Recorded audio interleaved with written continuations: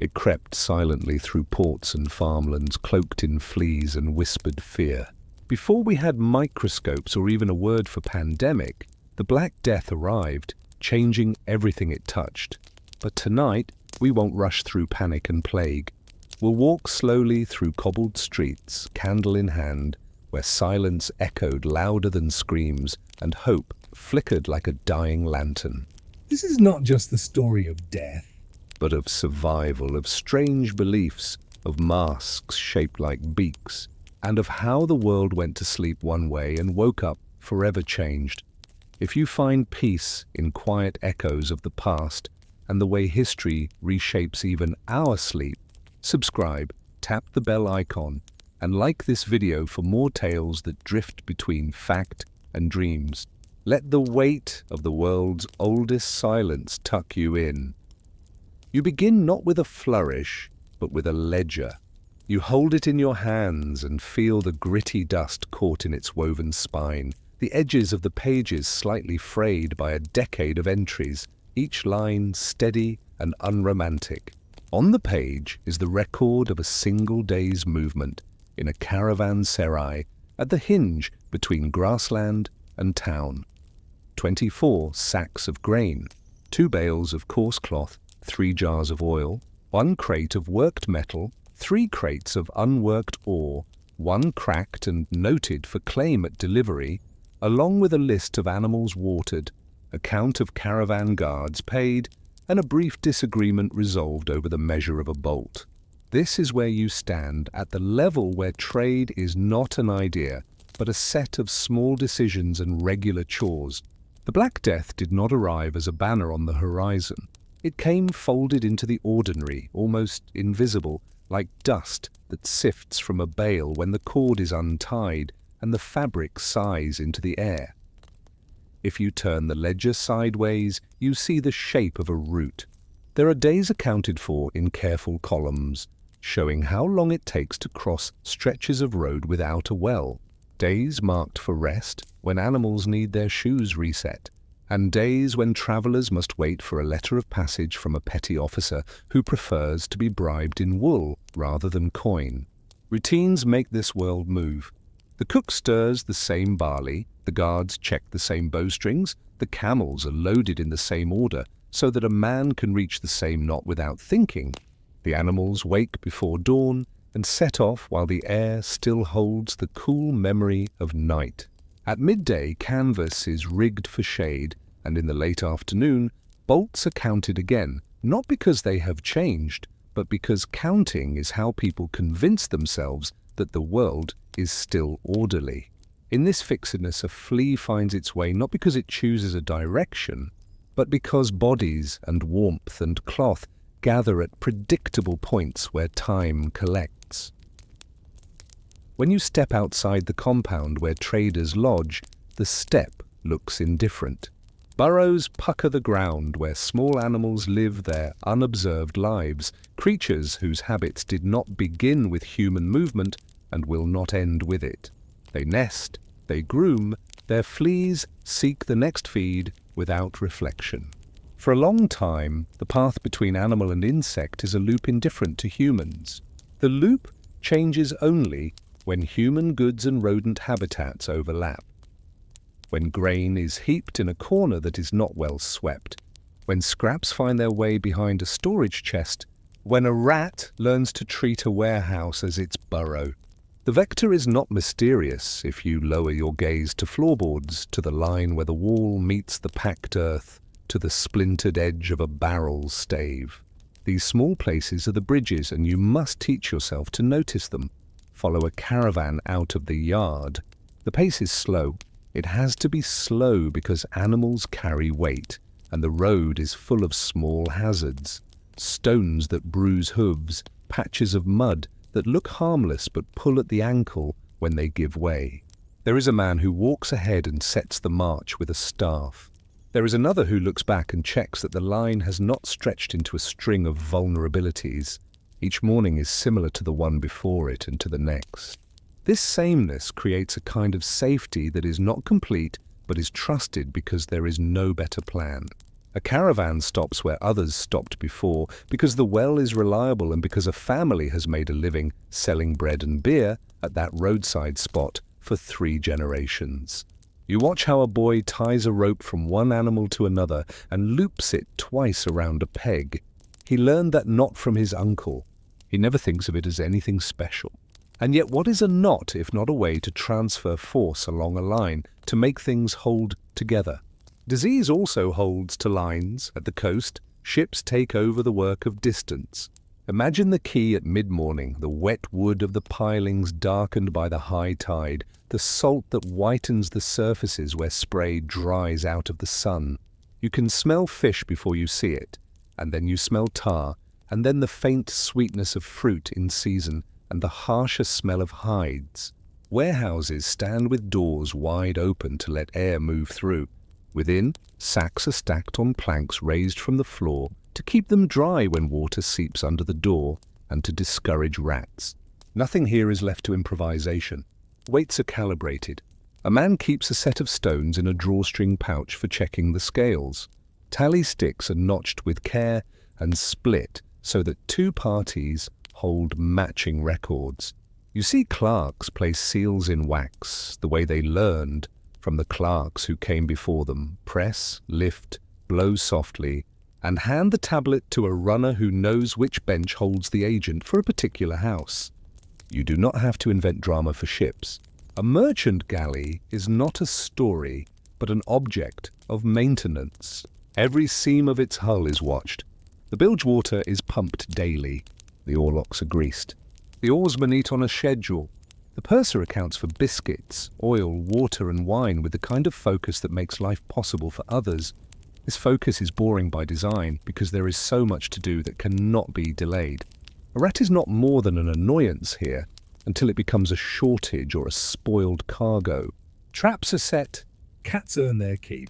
The cook curses when he finds a gnawed sack. He does not imagine that a bite has a consequence beyond the loss of a spoonful. The hold is a space of shelter, of fabric and grain and rope, a space made to be a stable environment in which goods arrive in saleable condition. It is also a space of warmth and darkness and shelter, a space where an insect can complete its unconsidered life. Mariners do not leave harbour on impulse. They wait for winds and for letters, for cargoes to reach profitable volume, for the dockside politics that always exist to resolve themselves. In this waiting there is an idle time that still contains movement. Sailors go ashore to the same taverns where they went when they were younger, and to the small cookshop near the well where stew is reliable. They sleep in the same lodgings that smell of vinegar from the last washing and of old wood underneath. They buy a new wool cap from a woman whose bench has always been at the south end of the square, because that is where the sun is in the morning when she sits. All this repetition is a kind of geography more real than the maps that merchants keep in their chests. It is also the geography along which any illness rides, in the same way that gossip rides from mouth to mouth and price information rides from stall to stall and along the length of a city wall. When a ship reaches a new port, the first dozen decisions unfold so quickly you almost miss them. The master decides where to drop anchor by habit. The harbour master's assistant comes with a list of questions in a fixed order: port of origin, days under sail, declared cargo, and a fee to be paid in coin or kind. Stevedores appear and weigh risks against wages, asking quietly among themselves whether the ship's crew looks sick. A priest may pass by on his errands and pause when he sees a familiar ensign. A boy runs with a note to the office of a factor who keeps his stool by the eastern window on the second floor because he likes the light that comes after noon. There is no sense in seeking drama here. The efficient work of many hands is its own story, and it is in this efficiency that unseen travellers make their way, not in the rush, but in the steady press of human bodies doing the ordinary work of exchange. Inland, rivers act like roads carved by water. Barges move in the direction the current wants, and then teams of men or horses take up tow lines to pull them back the other way, boots slipping in mud that never fully dries at the river's edge. The lockkeeper's house is always where you expect it to be because a lock cannot be anywhere else. His schedule is set by the water. He knows the sound of wood swelling and of a gate that will soon need a new peg. Men who work in places like this eat at the same table with the same knife. They drink from cups that pass from hand to hand. They laugh the same laugh at the end of a day that makes a body ache in the same places. You could trace a map of the waterway with nothing but the faded patches on their sleeves where the rope rubs and the bend in their backs from pushing poles against the bed. This is not color for its own sake. It is a reminder that systems are made of habits practiced by bodies in place. Markets are full of smells because commerce stacks goods together that were never meant to be neighbors. Fish beside leather, beside rugs, beside bread. Each good has its own season and rhythm, its own vulnerabilities.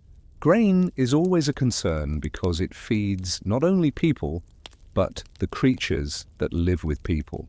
Sacks are stitched with twine you can name from a plant you can name, and the stitches fail the way they always fail at the point where the twine rubs against the coarse weave with every lift. Maintaining a clean storage space is a battle of patience against the steady will of small creatures to nest. Sweepers come every morning with brooms that wear down to the hand span and then to the grip. Their work is respectable and invisible because nobody notices a clean floor. They notice only when something is left undone, and by then a pattern has already set. Once you see it, you cannot unsee it. Logistics as an ecology. A customs gate is not just a way to collect money. It is a pinch point where people stand idle for a breath or two. The gatekeeper lifts the bar, checks the cart, makes a note, and in that holding space nobody is moving quickly. A city wall is not just a defense. It gathers traffic at its mouths. A ferry is not just a convenience. It makes a timetable for the people who use it. Each of these nodes is a point where human warmth concentrates, where breath condenses on a scarf, where a sleeve brushes a sleeve, where travelers from many places share air and surfaces. You do not need to imagine anything grand to see the path. You need to attend to where bodies gather. And then remember that a hitchhiker without a mind of its own will follow the warmth and the fabric, like water follows gravity.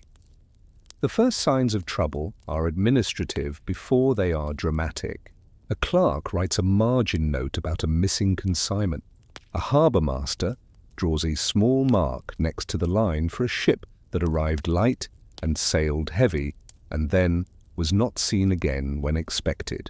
A tanner complains to a city officer that hides are not arriving on their usual schedule, and that men he hired 2 months ago have had no work for 3 days running.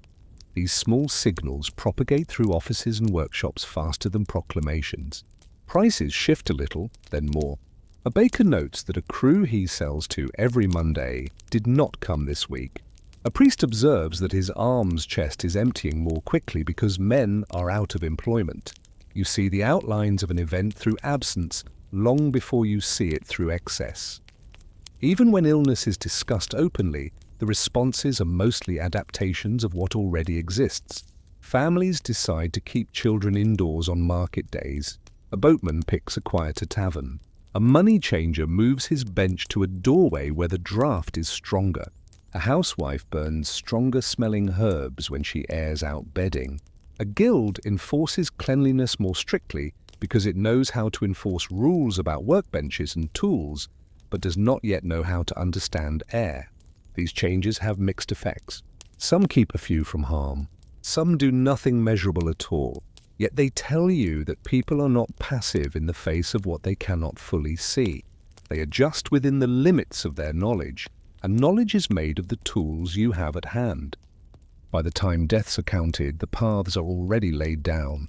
You can trace them along the same routes you traced grain and cloth and oil, the same crossings of river and sea, the same measured distances between gates and wells, the same comfortable lodgings where men tend to sleep when they arrive late.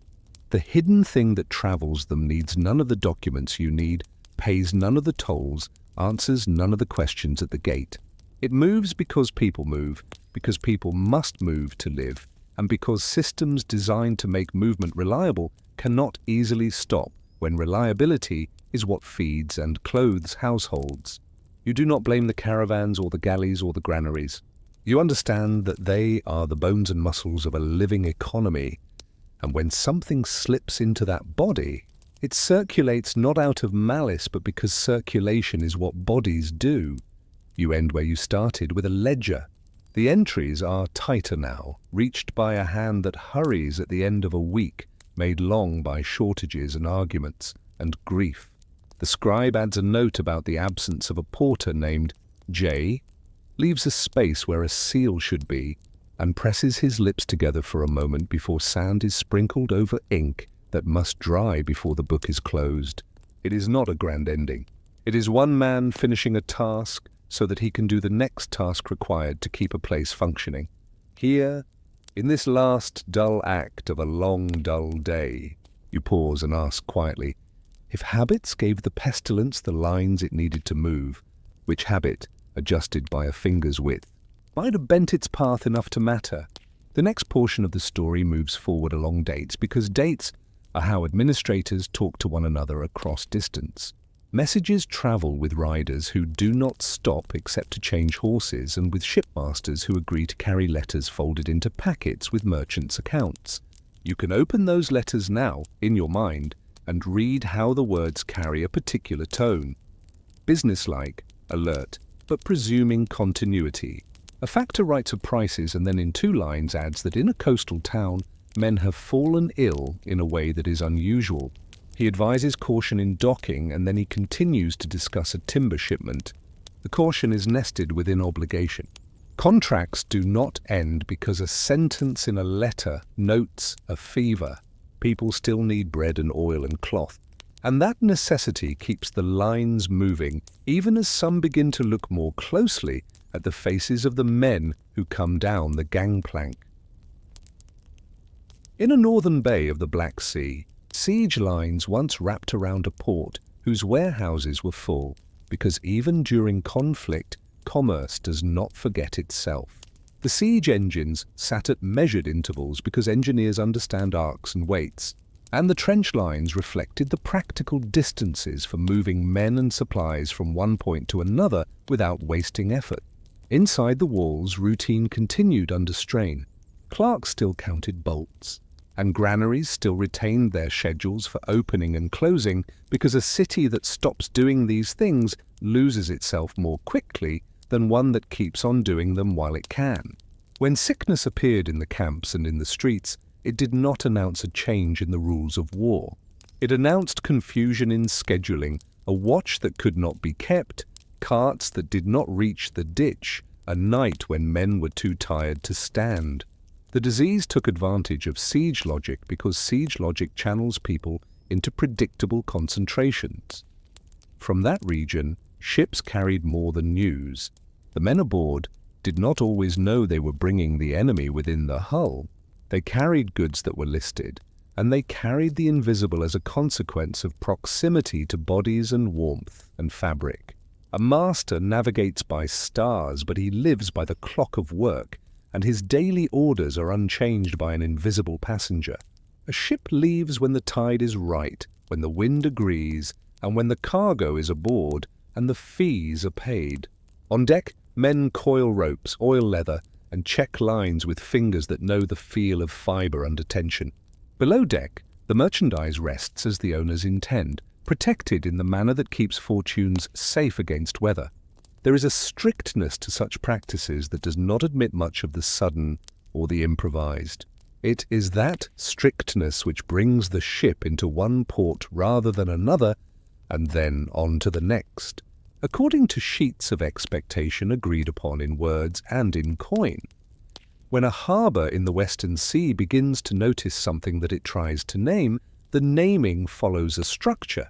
City councils meet on prescribed days. Churches ring bells at set hours.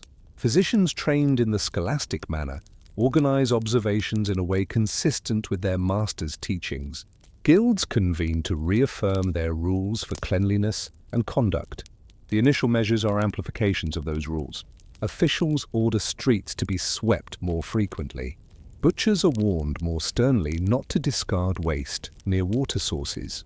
Taverns are told to close earlier, partly to discourage gatherings and partly because any rule that can be enforced becomes an instrument of reassurance.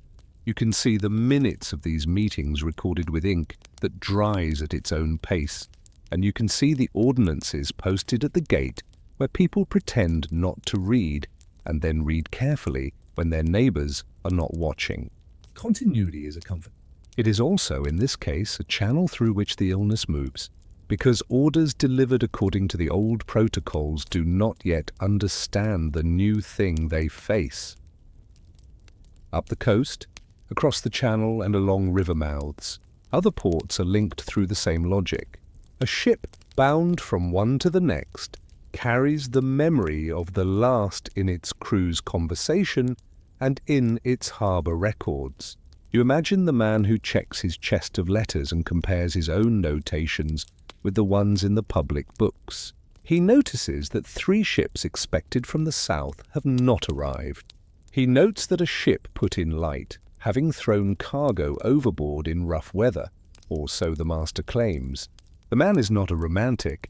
He is concerned about liquidity and walls that need repair, and a guild hall that must be maintained. He thinks of these matters in the order of importance that experience teaches. Illness is reticent until it is not. Before it bursts into view, it passes as a rumour, and a rumour is placed in the ledger under the head of risk but does not stop a thing from being done if too many other things depend upon it. If you stand in a warehouse as men load grain, you see habits so ingrained they are almost unconscious. A sack is lifted by 2 men together to avoid damage to the seam. It is set down gently to avoid rupturing the bottom layer of the stack. The stack is built in a crosshatch pattern to keep it stable, and a walkway is left to allow inspection. Men wipe sweat from their brows with their forearms, and they breathe heavily in the still, warm air. You can number these actions, and if you number them, you can see how many moments include close contact, shared air, and shared surfaces. The counting seems pedantic until counting is what tells you how many chances a day a hidden thing has to pass from one person to another. The number is always higher than it feels because the behaviors that create it are small and continuous. They do not come as events, but as repetition. Markets in towns up the river display their own adjustments. An innkeeper, who hears news, closes one of his 2 rooms to reduce the number of people he must serve. He tells himself it is to relieve strain on his wife, whose health is not robust. A baker hangs a cloth across his doorway and hands loaves through the opening, both to control customers and to make his own life simpler. A water carrier wipes the rim of his buckets more often because he dislikes the residue that forms when hot days stretch on, and he begins to notice it more as the season advances.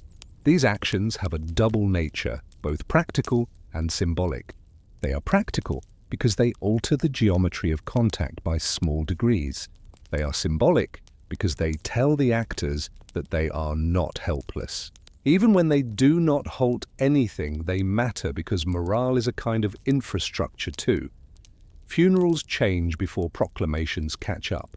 Families begin to bury swiftly and with fewer mourners, not because anyone orders it at first, but because energy and time compress when a household is stretched thin by care, by work undone, and by fear. Priests alter their routes. The men who dig graves do their work in more regular shifts, leaving tools in place that they use to carry home. A sacristan puts oil on hinges so that a door swings more easily when hands are too tired to push hard. The minor adaptations of ritual are a barometer for the pressure on a community. Rituals are built to hold under strain. When they buckle, you know the strain exceeds the design. Even then, the changes are incremental and untheatrical. A family that once gathered 5 times in the week for prayer now gathers 3. An offering that was once a coin is now a loaf. The slope of change is shallow until it is not, and when it steepens, everyone remarks on the steepness as if the earlier slope had not been real. In governing rooms, a different set of routines holds. Ordinances are drafted in language that has been used before because the clerks who write know that tested phrasing is less likely to mislead. Officials prefer to extend existing powers rather than invent new ones because extension is justified by precedent, and precedent is the currency of authority. City gates close earlier.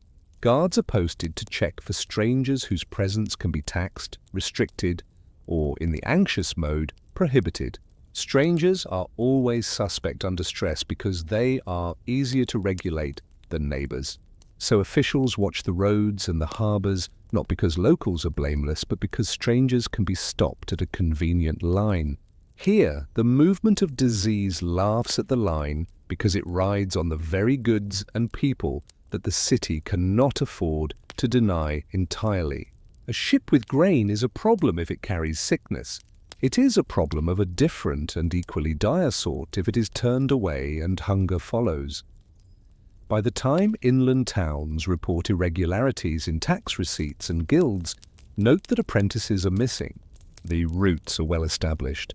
The disease has followed the handshake between bailiff and carter, the shared ladle at the well, the borrowing of a tool by a neighbor when a handle splits at an inconvenient hour. If this seems to make all human contact dangerous, recall that the same structure that carries risk carries all benefit. Bread is baked because wheat came by boat and cart. Houses stand because timber came along river and road. News arrives because riders travel at speed and know where to find fresh mounts. The system cannot be paused without cost more predictable and immediate than the cost of danger that some can still imagine as rumor. So the system continues while edges are trimmed, gatherings curtailed, thresholds watched, workbenches spaced a little wider, gatherings moved outdoors when weather allows. A city does not hunker so much as shift weight from one foot to the other and hope the pressure lessens. In this season, the people who know scheduling best suffer a particular kind of strain. The dock foreman, the granary keeper, the clerk who assigns work to street sweepers, the abbey cellarer who manages stores, all live by timetables. They feel the friction when carts do not arrive on their days, when wagons arrive with half their load, when keys have to be fetched twice because the man who keeps them did not wake when called. You can hear the cellarer count aloud to steady himself as he chooses which casks to broach and which to hold for tomorrow, knowing that tomorrow's arrivals are less certain, that one day this week will bring a shortage if he miscalculates.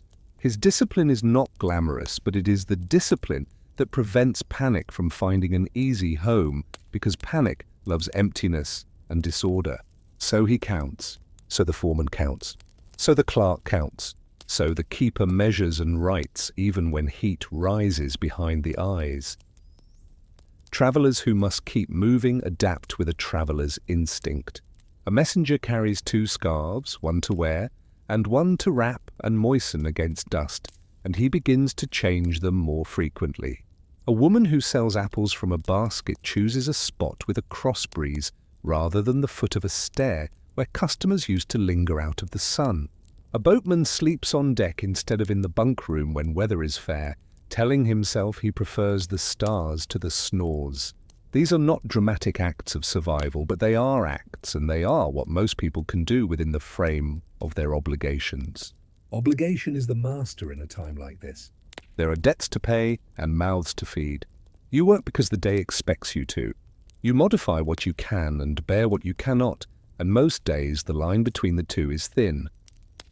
News of a distant city's trouble arrives in the same breath as news of a price shift in wool. A letter mentions both, and the reader lifts an eyebrow and moves a bead on his counter to reflect the price, and makes a mental note to watch the other matter. This is not carelessness. It is prioritization shaped by years in which news of pestilence meant little compared to the certainty of a missed rent payment. People live by sureties. A plague becomes a surety only when bodies pile in a way the eye cannot ignore. Before then, it is an entry in the ledger of risk alongside fire and flood and theft and the unreliability of men. Yet in the time it spends as a line item, it travels. It follows the boat to the inland fair. It rides with the carter to the monastery where wool is sold. It sits with the factor in a counting house where ledgers are compared and contracts sealed with a handshake and a nod. Perhaps the most sobering truth in this section is that the illness moved because the world was, in its way, well run. Schedules were kept. Goods arrived. Food was stored efficiently. People trusted that what had worked yesterday would work tomorrow. The system did not fail. It succeeded in doing what it was designed to do, to connect, to distribute, to ensure continuity. The new thing that entered the system exploited that very success. If you wanted a villain, you would struggle to find one in the men who lifted sacks, or in the women who aired blankets, or in the clerks who stamped documents. Their diligence was their virtue, and their vulnerability both at once. At this point, when you stand at the edge of a quay and watch a ship set sail with the tide on a day that looks like any other, you might ask, did the illness choose its path? Or did the path, shaped by habit and hope, choose for it? Resolution in this story takes the shape of policy that tries to be practical. City fathers, abbots, and guild masters are tired by now, and tired people reach for routines that can be managed and measured. They do not aim for heroics. They aim for dull effectiveness. The first tool they invent is time, parceled out as a barrier. They decide that ships arriving from certain places will not unload immediately. The period chosen is long enough to feel safe and short enough to be suffered. The number settles on a count that sounds authoritative because it echoes other counts in the culture of the day. Days of penance, days of fasting, rhythms of weeks and liturgical cycles. In anchorage, ships ride gently. Men swab decks, mend sails, clean fish, and stare at the shore. On shore, clerks watch the days pass on a board where pegs move to mark the progress of waiting. It is a policy so simple that it feels as solid as stone despite being only a line drawn in time. The places that choose to formalize this time invent spaces to hold it. On small islands or on margins of harbors, sheds are built whose chief feature is separateness. The sheds are neither cruel nor comfortable. They are sufficient. Beds are simple, with clean straw when available. Windows are cut to the size that is easy to frame and glaze. Doors are hung on iron hinges that a smith can repair with a predictable effort. The men and women who staff these places keep simple records: who arrived when, who grew ill on which day, who left, and who did not. They boil water more often than most households can. They insist on patterns, and they are after results that are not measured in drama, but in lower counts in a column. The places get names. Some are attached to saints, some to practices. Over time, the names settle into a category people understand, a place between arrival and entry. Alongside this institutional slowness, other changes ripple through the apparatus of movement. Captains agree, perhaps reluctantly, to carry certifications that amount to testimonies of health from the last port. The papers are checked with the same seriousness as customs lists.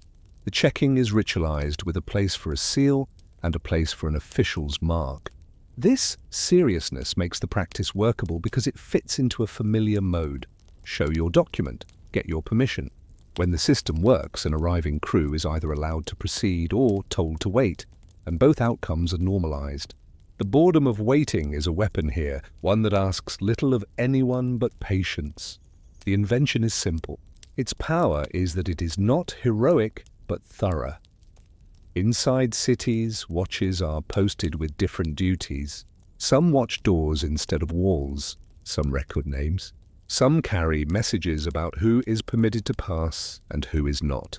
Gates, those materializations of order, are more finely tuned. Times are adjusted again.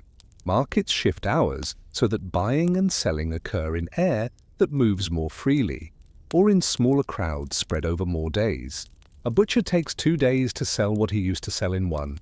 A baker sets one more batch in the night so that customers can spread themselves over the morning.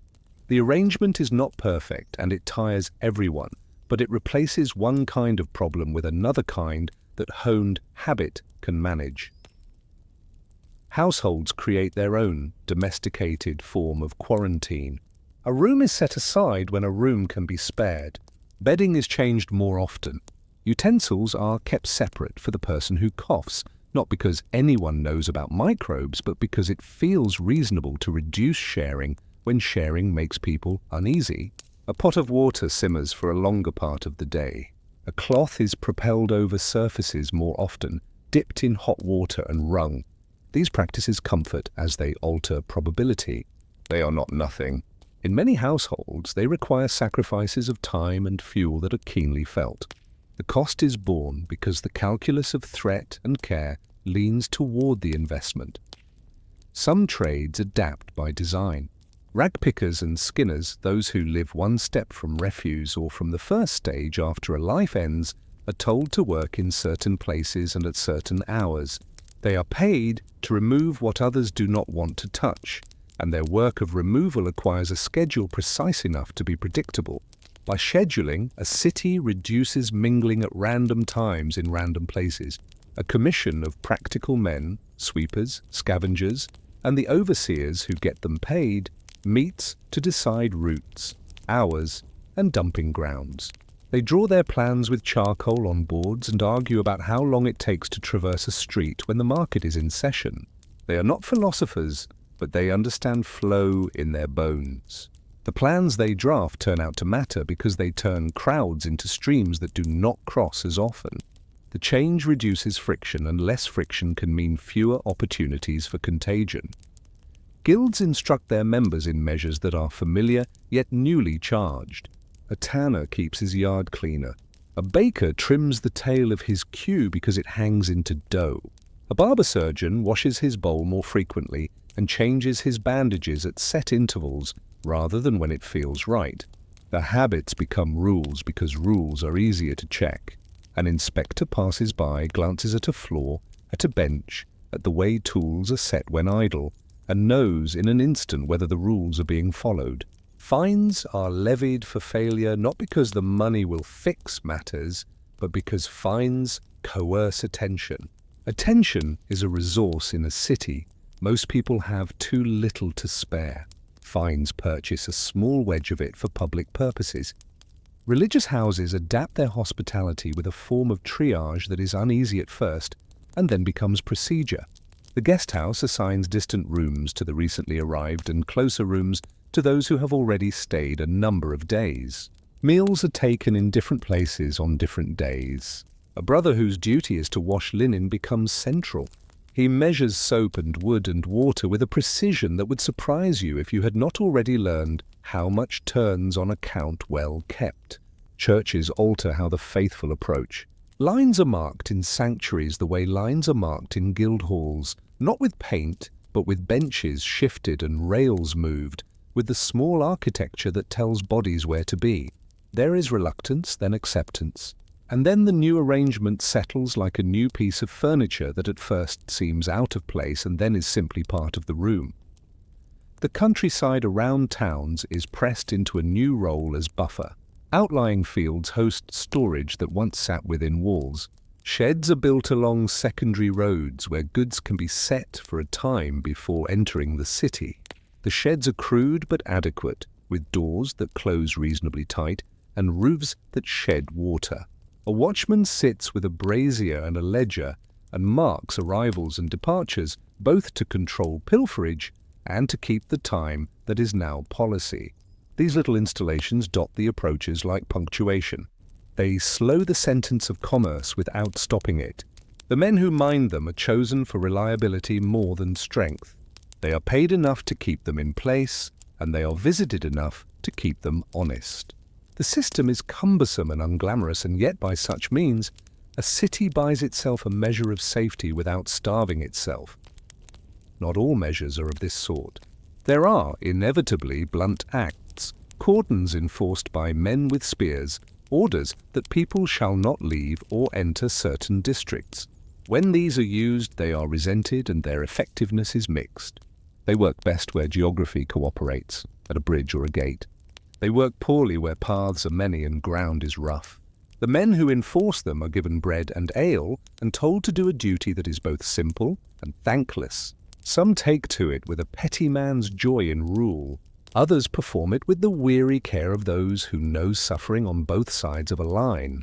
Here, slowness is not invented but imposed, and the city endures it because there are few other levers to pull when a wave rises too quickly to be reasoned with over the span of seasons. The results compile themselves into memory. People remember that certain places had fewer deaths, and they recall practices associated with those places. They do not always draw correct conclusions, but they build a library of ideas that future years will test. They remember that spacing mattered, that air mattered in a way they do not yet understand, that time mattered, that patience was not only a virtue, but a method.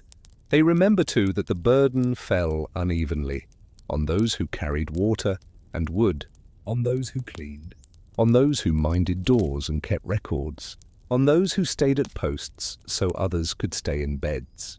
The memory favors big names, but if you listen, you hear the names of men and women who moved pegs on boards, who boiled water, who counted and counted and counted. Trade adjusts its contract.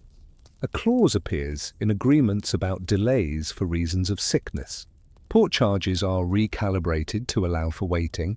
Merchants include in their letters a paragraph that reads like a ritual, a statement of the health of the place, the absence or presence of certain signs, the sending of regards to those who keep the ledgers in order. The rituals serve. They remind everyone that uncertainty exists and that it can be addressed, if not eliminated, by institutions behaving predictably. This predictability builds a floor under fear. Above that floor, people can stand, if not comfortably, then at least without falling through. In the end, the system learns to intersperse movement with slots of stillness. It learns to build small emptinesses into its fullness, so that a thing that rides on contact finds fewer handholds. The learning is uneven. Some places act sooner, some later. Some measures are kept for generations. Others are abandoned when memory fades and energy returns to old channels. But the invention is real. Slowness as a tool. This choice, deliberate delay, runs against the grain of commerce, which prefers speed. To adopt it is to accept cost today for gain that can be counted only if a calamity does not occur. It requires faith of a pragmatic sort, the faith that a column labeled avoided loss can be made as convincing as one labeled profit. You can trace the afterlife of this invention in the language of duty rosters, in the architecture of harbour islands, in the existence of buildings that stand apart. You can also feel its echo in your own life when you pause between one task and the next, not for rest, but to prevent error from compounding. Small weights prevent large failures. A lesson so modest can be overlooked, and it often is in eras when energy is high and risk feels theoretical. In quieter times, or after harm has taught, people revive the lesson and call it wisdom. The wisdom here is not mystical.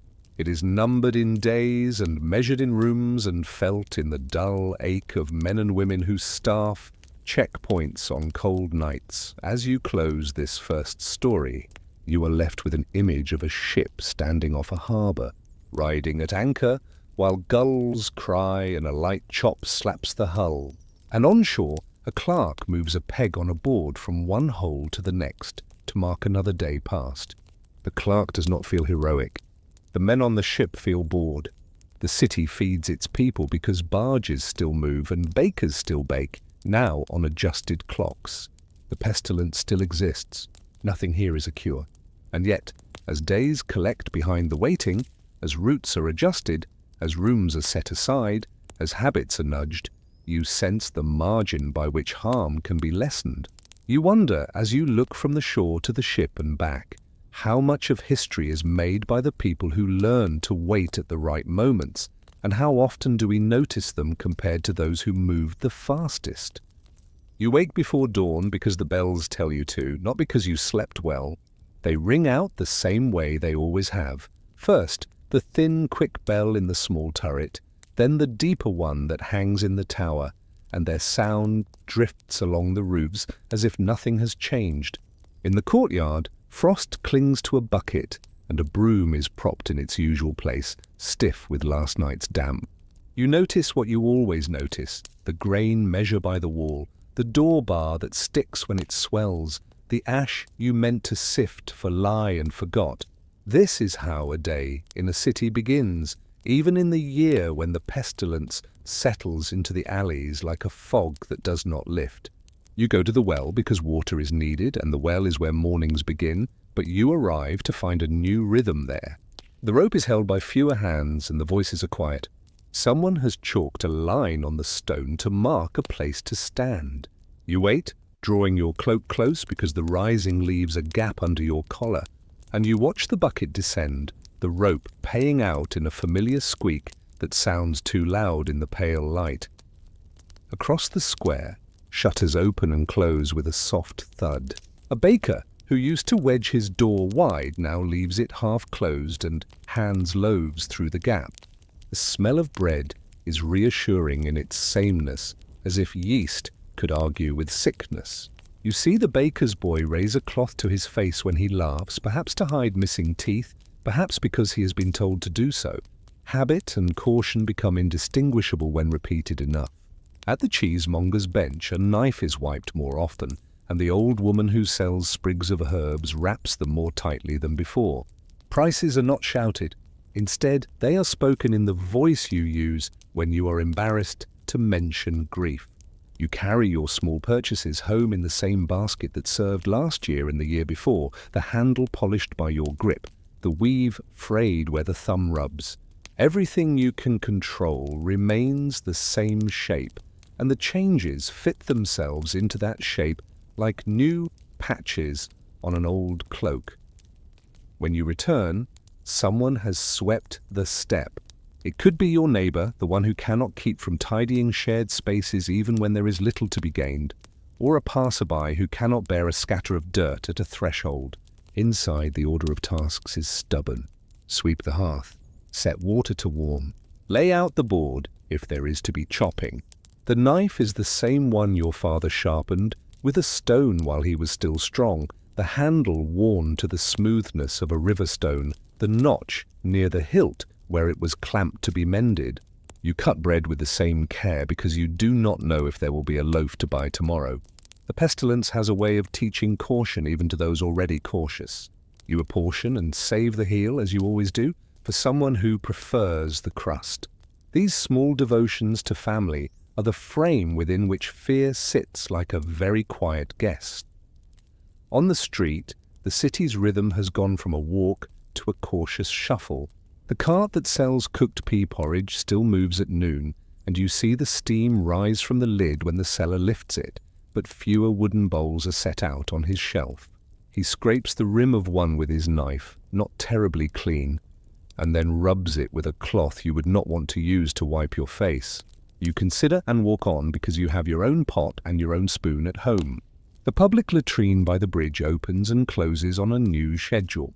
A sign, a drawing, because not everyone reads, marks the hours. A boy sweeps there with a broom that comes up to his chin, and he has learned to keep his mouth closed when he works. He spits in the gutter when he thinks nobody is looking, as boys do because the spit in the mouth demands its own answer. Surveillance in a city is always partial. So is compliance. You walk past a workshop where the door stands open to let air move. Inside, a joiner pushes a plane along a board and blows the shavings from the blade before he sets it down. He has rearranged his benches so he does not have to brush against the apprentice who works beside him. In a tailor's place, the shears are set in a different order, and the tailor's wife has moved the stool so customers stand farther from the table on which cloth is measured. These gestures become contagious as surely as sickness, and perhaps they carry their own inoculation of comfort. The guild inspector still comes to check weights and measures, though less often, and when he does, he touches nothing with skin. He uses the end of a stick to shift a scale pan. He points rather than taps. He writes with a quill he brings and takes away.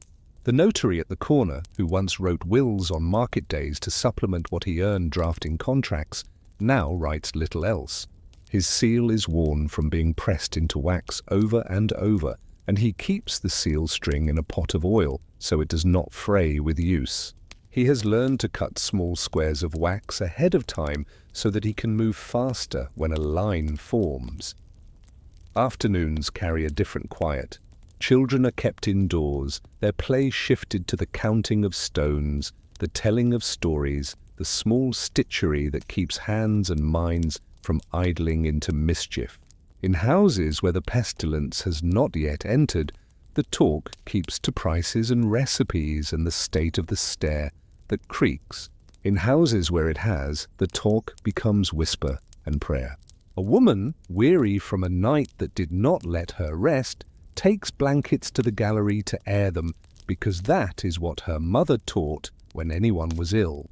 She beats them with a stick, stops to catch her breath, and watches dust spark in a beam of light that finds its way through winter cloud. She closes her eyes for a moment to see if she can hear him, the cough, the breath, the rasp, from the next room. She tells herself that this is a day like any other in its need to be gotten through, and that the next will be the same until the string of days runs out or loops back to health. The city takes account of bodies without ceremony. The men who carry the dead have a call, but it is less a cry than a mutter. They move their carts by route, the same route they took yesterday, because there is efficiency in repetition. They wear scarves over their faces because the stink offends, and because from childhood they have been told that bad airs bring bad humours. They do not stand in doorways long. They enter and lift and go. They leave chalk marks that say where to return, and the chalk dissolves when a drizzle sets in, leaving only a ghost of its instruction. If the dead are more numerous, the carts creak the way overloaded carts do, and a wheel complains when it hits the same rut that was filled with straw and has sunk again. In the cemetery, the grave diggers have divided the ground into blocks they can manage. They leave a path wide enough for 2 men to pass with a stretcher, and they count their spadefuls to keep rhythm. Counting keeps panic out of the joints. Elsewhere, the city still runs. The night watch calls the hours, past midnight, 1 o'clock, 2. And at each call he names the weather, damp or dry, east wind or none, as if this simple observation could bar misfortune. A bellman posts ordinances where people are likely to pause, at the market gate, by the bridge, near the bakehouse. The words are familiar: keep the streets clean, do not dump offal in running water, report strangers, draw from the upstream side of the fountain. The city's law is a net made of old rope, mended and mended again, now pulled tight for a catch it was not designed to hold. In the counting house, the city clerk compares receipts with last year's, tapping the page with his knuckle and filing a blank where a guild's fee should be. He notes the absence but moves on because the pile will not reduce itself. His page acquires more ink as the day darkens. He adds a loop to a letter as if it could snare something. Even the ordinary acts of piety are measured. A churchwarden rubs the brass candlesticks with ashes and a cloth until they shine, though the congregation has thinned and the wax burns low. He sets a bowl of vinegar near the door because he heard a physician say it sweetens the air. The priest shortens his homily because he senses fidgeting and because he must call again at the house across the lane where the boy lies failing.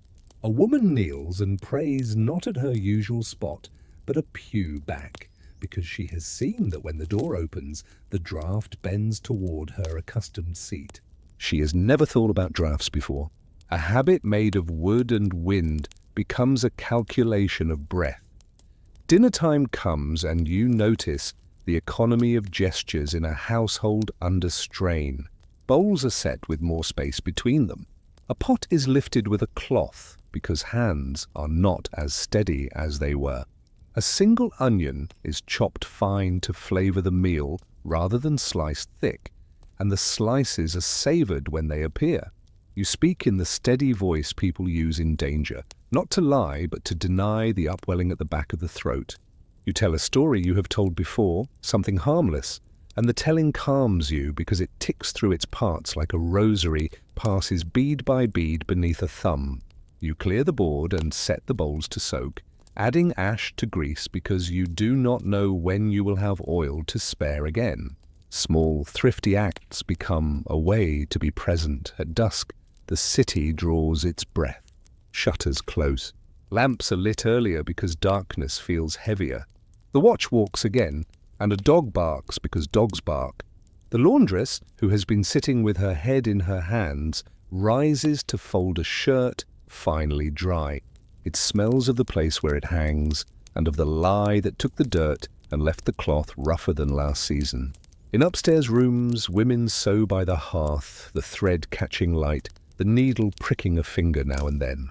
A child asks whether the rats will come if the bread is not properly wrapped, and a mother says, as mothers have said in every time, to do the wrapping well and not borrow trouble. Sleep comes later because minds are busy making small arrangements for tomorrow. The door bar is set, the fire is banked, the coals are counted to know how many to feed without waste in the morning. When night falls fully, the city becomes the simple geometry of roofs and lanes. A man with a cough sits up so he can breathe.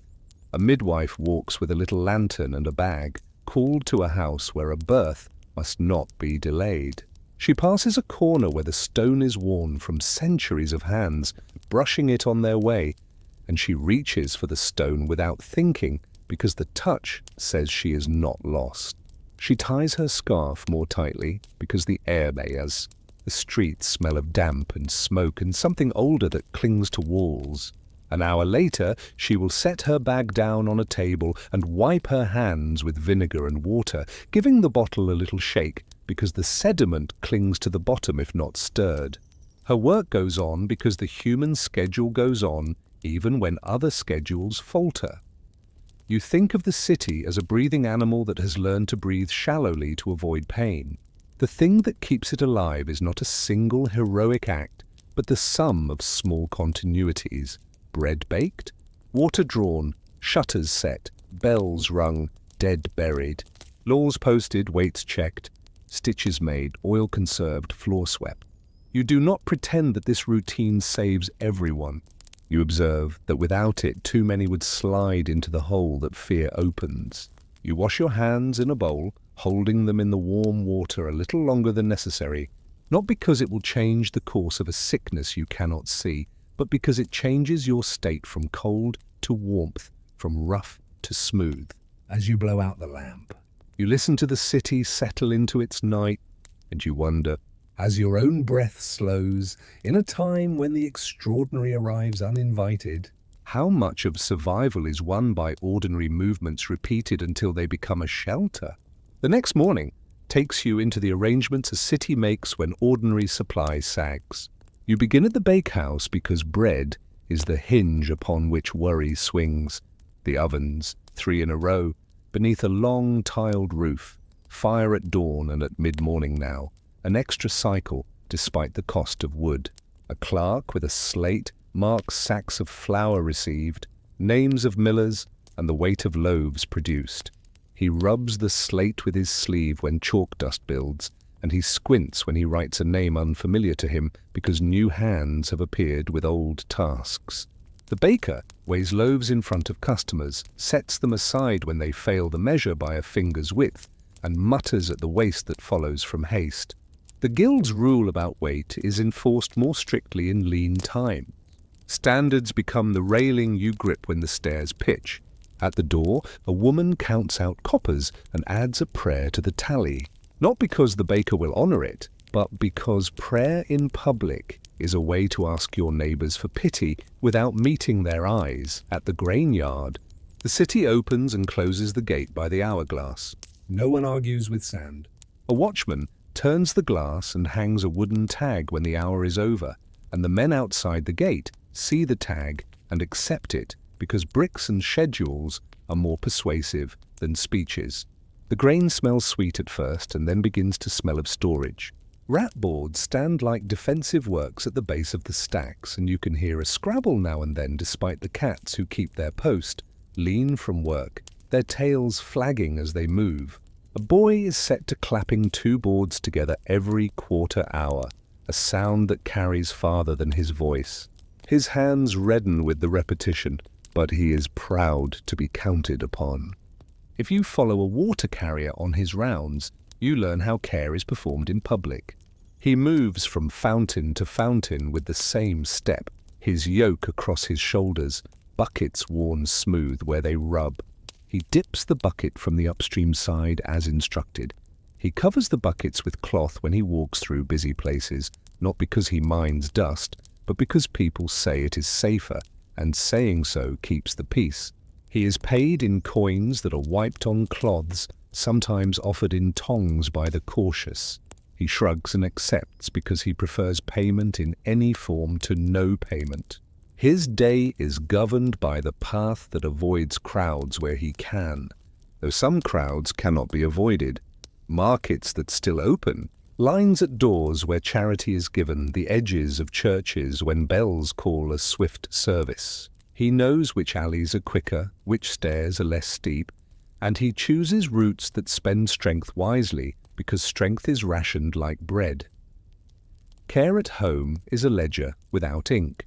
A woman measures out what she can spare of broth to the one who cannot keep food down and keeps the rest for the others who can. She boils a few twigs of rosemary in a pot because the scent pleases and because she has been told that clean smells make clean air. She puts a cloth in a bowl of water warmed with a stone and lays it on a brow to coax sleep. She moves bedding to a pallet near the hearth when chills come. When fever breaks, she washes the cloth, scrubbing until her knuckles hurt. She sets items apart, not from knowledge of invisible life, but from a logic of separation that mothers understand before science arrives. Her hands show the work, red where lie bites, cracked where water dries and dries again. Sure, because they cannot afford to be clumsy. You visit a notary's shop and find it busier than some days, slower than others. He is called to houses more often now because the sick do not come to him. His ink is mixed fresh each morning. The oak gall that gives it bite stains the bowl and his fingers. He ties bundles of papers with string and seals them with wax, and he blows on the wax out of habit. He writes the same phrases in the same order, and he pauses, as he always does, before adding a bequest that was clearly decided at the door. He writes names slowly when the pronouncing tongue fails. His work is not just words. It is the weaving of continuity between a life and the hands that remain. The city depends on his steadiness as much as it depends on the bread, because property left in question becomes quarrel, and quarrel becomes the kind of anger that breaks shutters rather than closing them. In a smaller room nearby, a physician arranges his tools as orderly people do to think. Lancets wrapped and unwrapped, a bowl for blood, a pestle and a mortar, dried herbs in jars carefully labelled in a hand that loves letters. He has read what he can read and learned what he can learn. He has no cure for what has come, but he has treatments for discomfort, and he sees that comfort is not nothing. He tells people to move air through rooms to warm rather than chill, to avoid heavy meats when those can be avoided, to drink broths, to sleep if they can. He administers what is accepted and refrains from what is harmful when he can tell the difference. He knows that the city expects him to explain the unexplainable, and so he explains what can be understood, the heart, the pulses, the balance of humours in the old terms that people accept as a kind of poetry of the body. He practices care as a craft shaped by scarcity. Charity houses establish order with bowls and spoons. The monks or the sisters who run them carry sticks to mark queue lengths and lay out stones to indicate where feet should go. They set a pot near the door for alms in kind and another for those who insist on dropping something with a ring into a cup. They record names more than they used to, not because they distrust the poor, but because they need to count to ration. They ask those who can still walk to come on certain days, so those who cannot can come on others. They heat water more than they used to, and the heat steams the windows and makes a pleasant fog in the yard that smells of cabbage and onion and soap. They speak little. Their work is too regular and too constant for speech to help much. At night, they fold the cloths they have washed and hang them where a draught will dry them, and their fingers grow prunes from the wet. Markets observe their own new arithmetic. Stalls are set with more space between them, and the best sites, the angles of streets where footfall is best, are set aside for commodities the city deems necessary: saltfish, coarse cloth, candles, soap. A man who sold ribbons cheerfully moves to the edge, grumbling at first, and then setting his box with the resignation of a man who knows the time is out of joint. His ribbons look no less bright in poor light. A city judge, not very powerful and very tired, walks through once a week and nods at people who do as asked and frowns at those who do not. He carries his seal in his sleeve and produces it from time to time like a magic trick, stamping a small paper with a small authority that still, somehow, keeps things from failing altogether. He notes which butchers keep their benches clean and which do not. He notes who swept early and who did not. He notes the places where thieves might linger and sees that the men of the watch know to pass there at a certain hour. Guildhall life contracts without collapsing. The tallyman checks the chest, counts the coins out loud so two can hear, and compares totals with last week's. The master reads the names of those who have not appeared, and each name sits in the room like a bead in a bowl. You hear the plink and count without wanting to. Rules are read. Apprenticeship terms are adjusted because the years have gotten muddled by absence. Masters who have lost sons find themselves teaching new boys how to set a tool on a bench, how to close shop at the end of day, how to pack a chest for travel. The pride a man takes in a neat coil of rope or in a set of tools aligned in a drawer looks like defiance only if you squint. It is more like a plea to the world to remain itself a little longer.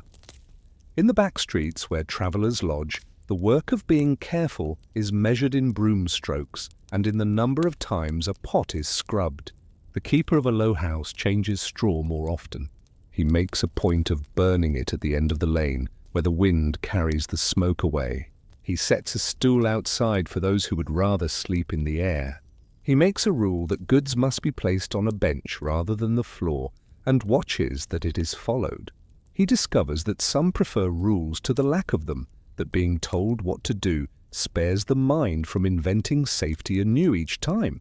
He reads the city's notice board when he can, and he keeps a list in his head of the words that matter: close, open, permitted, forbidden, markets, gates, hours. His life is a harvest of words from walls. There are new offices for small men. The city appoints doorkeepers to certain lanes, more clerk than soldier, who carry staves and wear badges and record who passes. They are not liked, but they are obeyed more often than you would think, because people prefer a rule to a rumour when the two compete for attention. One doorkeeper, a man more gentle than his face suggests, takes to keeping a little book of his own, marking, not names, but patterns. More carts on the third day of the week, fewer people at noon than at dusk, more women passing in the early hours when water is drawn. He does not know why this matters. He only knows that writing it makes him feel that the street is less wild. He notices that after a rain, people walk closer to walls, and after a proclamation, they avoid looking at him, as if eye contact might burden them with knowledge they cannot afford to carry. In the evenings, when the day's caution has worn out the muscles, households practice the ritual of inventory. It is not written, but it might as well be: how much salt remains, how many onions sprouted, how much oil left in the jar, how many candles in the box, How much wood under the stairs? how much thread on the bobbin, how many days until the rent. How many days since the last letter? You tell yourself that these numbers anchor the mind. A child is set to counting beans into a jar, one handful per day of safety imagined, the jar growing comfortingly heavy and then emptying when guests arrive, because guests cannot be turned away. Hospitality is the law that competes with conservation, and the argument between them plays out in kitchens more than in courts. You end with a compromise language: we will share today and be careful tomorrow. We will be careful today so we can share tomorrow. News travels like the smell of soup. It drifts, appears stronger or weaker depending on where you stand, and you have learned to dip your nose into it and lift it away. A neighbor says that a certain street is worse, that a certain house is quiet. A cousin writes that the countryside is no safer than the city, that empty fields can leave a person as hungry as empty markets. A letter arrives with a smear where tears fell, and you dust the smear with sand so it will not stain your fingers. The letter says, without saying, that this will not end soon. You fold it carefully and put it where you keep important things: a chest with a little lock, a linen bag under a board, a shelf above the hearth where smoke ghosts the edges of everything stored there. By habit, you look for instruction in others' practices. You notice that the woman down the lane who always washes on Thursdays now washes on Mondays as well. You notice that the cooper has moved his staves outside, that air opens more space between them than the walls did. You notice that the barber surgeon burns his bandages in a pit, and the pit smokes all afternoon, dull smoke that smells of cloth and something else. You notice the man who hires porters to move lumber now hires 2 fewer and finishes later. You notice the side gate of the abbey opens just a crack when it used to swing wide. You collect these details the way you collect pins, finding use for them later in ways you cannot yet predict. And at the end of this long day of watching and arranging and being careful, you sit with your feet toward the fire and ask yourself something that is not idle. When a city survives a season like this, is the survival due to the handful of grand measures, or to the 1,000 small ones, the ladles washed, the queues counted, the doors latched, the loaves weighed, the cups covered, the cloths aired, the words kept short, the hands kept busy, and if you could choose only a few of these to keep when memory begins to dull, which would you choose to pass to your children? Recovery does not arrive as a trumpet call. Creeps in like a neighbor's cat, first a rumor, then a sighting, then a presence you accept. The city does not throw open its gates all at once. It lengthens the hours, first by a notch, and then by a notch again, until the day looks more like a day you recognize. The watch calls the hours and adds a phrase, all well, that had gone missing for a time. The bakehouse returns to one firing in the morning and one in the afternoon, and the clerk with the slate erases a column where he once wrote shortages and begins to write debts and payments again. The market square regains its hum, not a roar, but a low sound that suggests a hive has remembered how to go about its business. You find yourself lingering by stalls a little longer, not because you need anything else, but because lingering had been an error for so long you want to test its edges. You see rebuilding in places you had stopped seeing.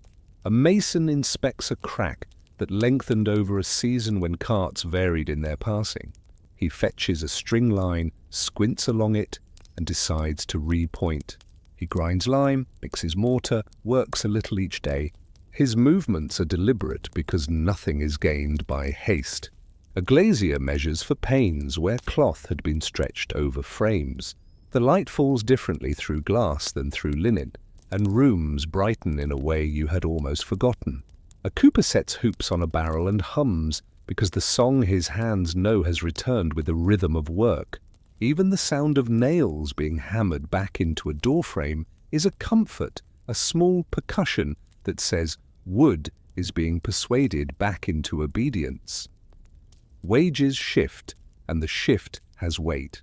Where hands are few, they are valued more, and men who used to stand hat in hand now wait for masters to state their price. This is not a bed of roses. It is a bed of nettles that stings and heals by turns. Masters make faces and then agree because work waits for no man's pride. A guild revises its rules for entry, shortening the term for apprentices who have learned their letters and their trade quickly out of necessity.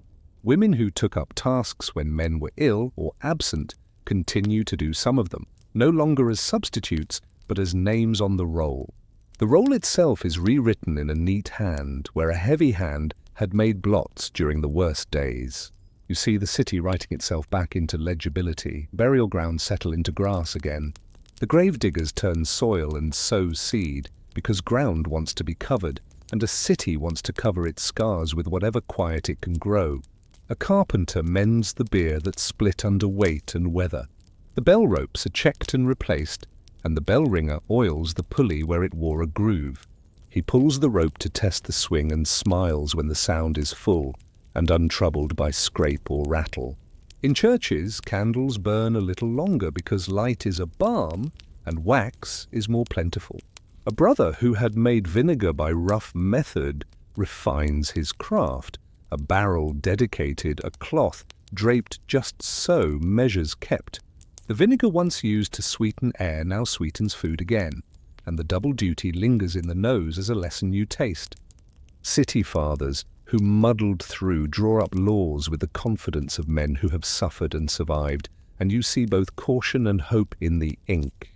They mark places where new buildings cannot jut so far into lanes, where gutters must be kept clear, where waste must be carried out of sight and smell within a day. They set fines, but set them gently at first. They write that houses should have windows that can be opened, though they do not write why. They decree that certain trades will keep their quarters at a slight remove, not to banish, but to spare. The lazare, the place of waiting, does not vanish. It empties, then sits, and then finds itself useful again for small things. Sailors who need a day after a storm, a family that needs a place when their roof fails. A temporary measure requires a permanent place on the map. Water gains attention enough to become more than a convenience. Conduits are mended and new pipes laid.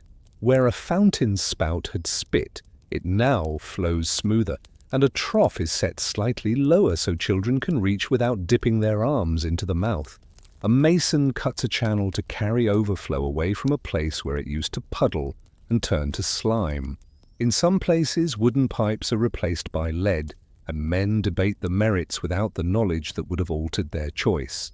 They choose for durability and for smoothness, and for the sound of water running where it should. A washerwoman discovers that her work is easier when the stones at the washing place are set with a better angle. She did not ask for it. Someone set them out of thoughtfulness or out of pride in the city's face. She whispers a blessing when the work pinches left. Houses adjust their insides in response to memory. A room that had once been catch-all becomes a sick room when needed, and thereafter it is kept emptier so that it will be ready again. A chest is kept stocked with certain things: candles, linen, vinegar, a small stash of coin, dried herbs. The chest becomes an heirloom with instructions as important as its contents: what to keep, what to replenish in spring, what to check when the days grow short. Mothers teach daughters to open shutters every morning and to close them not too early, and to shake blankets in the yard, and to keep utensils for those who cough. Fathers teach sons to keep rat boards in place and to set traps not with meat that rots, but with bait that keeps. The instruction is quiet, folded into other instruction about tools and words and manners. Festivals return with alterations. A procession takes a shorter route. Torches are spaced differently. A crowd gathers but does not crush. People sing with the relief that singing affords after long silence, and some cry because crying has been deferred. Weddings resume, and the feasts are simple by choice as much as necessity, as if ostentation risks inviting fortune to change its mind. The cloth on the tables is clean and coarser. The bread is good. The wine is thin but welcome. A mother ties bells to her child's shoes so she can hear him when he slips away between benches, and the ring makes her laugh more quickly than before, because it means the world still makes sounds she can bear. In the counting house, the city's books tell the same story in patient lines. Revenue that fell begins to rise. Debts that could not be paid are negotiated down rather than punished. A scribe who recorded deaths now records the return of men to their work. He scratches out a list of trades that once faltered and now turn. He writes to other cities, as he always has, and encloses reports on prices and on the number of ships and on the dates of fairs, and the letters that return are steadier in their handwriting, less blotched, more certain. A fair that was cancelled resumes. The tents go up. The ground is trodden by feet that are glad to have something to tread. Travellers appear with their news and their goods and their anxieties and their hopes, and the city takes them in with modest fees and modest suspicion, because memory survives even when danger wanes. A teacher in a small schoolroom finds himself with more pupils than benches, and he makes them share slates as children can, when told and shown how. He writes letters on the board and notices with a private satisfaction that hands raise more readily, as if children had learned that silence is not wisdom. He teaches them to keep their quills clean, to leave more space between elbows, to laugh softly enough that they can hear the bell when it calls them to dinner. He does not mention pestilence. He mentions letters, numbers, history, saints, the shape of the world, and how to fold paper so that it makes a boat that floats more than a moment. The children take the boats to the fountain and experiment with currents as if current were a new thing. There is grief, unspent and then spent. Houses keep anniversaries that were never kept before. A woman lights a candle at the window on the day her sister died and does so again the next year. And neighbors adopt the practice because lights in windows are comforting, because remembrance gives people a reason to stand still in the evening and think, because the act itself has a pleasing order. Find a candle, light it, set it straight, watch it. Men who did not cry when they were expected to now cry when they are alone, and tell no one. They sweep their thresholds and carry water and fix their roofs and carry on. They do not attribute their forward motion to courage. They attribute it to habit and the necessity that waits at dawn like a doorkeeper who will not accept excuses. Pressing forward, the city does not forget its lessons entirely. It adjusts its map. One more lazaretto kept in repair, one more fountain added, one more rule written into the ordinary law about the cleaning of streets and the spacing of stalls. A generation later, people smile at these as precaution. 2 generations later, some call them fussy. 3 generations later, a clerk who reads old ordinances wonders why people once worried about these matters and turns the page. Memory bleeds at the margins. Yet, some things stick. The habit of cracking a shutter at dawn. The notion that markets are better with space. The practice of boiling a pot for reasons of cleanliness rather than only for cooking. The idea that a day can be shaped to handle risk without being ruled by it. You stand on a bridge one afternoon when the sun is low and the water beneath moves as it always moves, oblivious to human timetables. A barge goes by and a boy on its bow ties and unties a knot because boys like to tie and untie. A woman leans on the rail and names the fishes she can see to a child who will remember only the sound of her voice. A man secures a load of wood and checks each strap, not once, but twice. The city, which had held its breath, has breathed out and in again, and you feel the air move across your face not as threat, but as the medium in which life occurs. You wonder, in a voice you keep to yourself, when the next season of fear comes. As seasons do, will the city remember to pull its nets out of storage? To turn the hourglass, to open and close by numbers, to clean and count and be patient? Or will it have to learn again how much of safety is made from the dull fabric of carefulness? You walk at dawn along a hedgeless expanse where the land lies open, parcelled not by fences, but by memory and custom, each long strip belonging to a household whose name is known by lane and by harvest. In this place, the year is supposed to be written across the earth in orderly lines. Wheat on these furrows, barley on those, fallows set to rest with sheep folding at night to manure the ground. Common meadow mown by the day assigned, woods kept for fuel by rules older than any clerk in the manor court. You know the ordinary sequence, the bell at the church that marks not only prayer, but the hour to drive oxen, the creak of yokes, the whistle your neighbour uses to call his dog back from the geese, the way the road shoulders grow rutted at haying time and smooth again in winter. After the pestilence, the field looks the same if you glance quickly. The ridge and furrow remains like corduroy under the grass. The footpaths hold to their lines. The sky is still the large roof of the village. But when you stand and listen properly, you hear the gaps. The plough team that used to ring with iron shoes on stone passes only once today. And you wait in vain to hear the second team with its deep, steady rhythm. A boy calls for help, and no one answers, because the man who would have called back lies in the ground beyond the yew. And a boy calling cannot bring him. On the Lord's domain, the steward keeps his book with the same serious hand, but the entries have changed. Where once he wrote tallies of boon works due at harvest, so many plough days, so many reaping days, so many cartings of faggots from the wood, now he writes payments in coin and notes missed works excused for a fee. He does this not out of generosity but out of need. With fewer tenants able to show up with their bodies, the Lord must hire, and to hire he must convert labour services into money so money can flow out again as wages. The steward has learned a new arithmetic. The reeve, chosen from among the villagers to manage the day-to-day, knows it too. He used to shout the names of men assigned to a task and wait for them to step forward. Now he walks house to house to see who is still well, who has a plough beast, who can be spared from a household thinned by loss, who will accept the day's pay if he adds an extra furrow to his obligation. You can almost hear the reckoning carried out at each threshold, quiet, practical, a little shame mixed with the relief of having anything to bargain with. The open field system depends on rhythm and cooperation. Sowing must occur within a span, pasturing must be coordinated, harvest must be shared. When people die, the rhythm stutters. There are strips no one sows because their owners are gone and their kin cannot take them all on.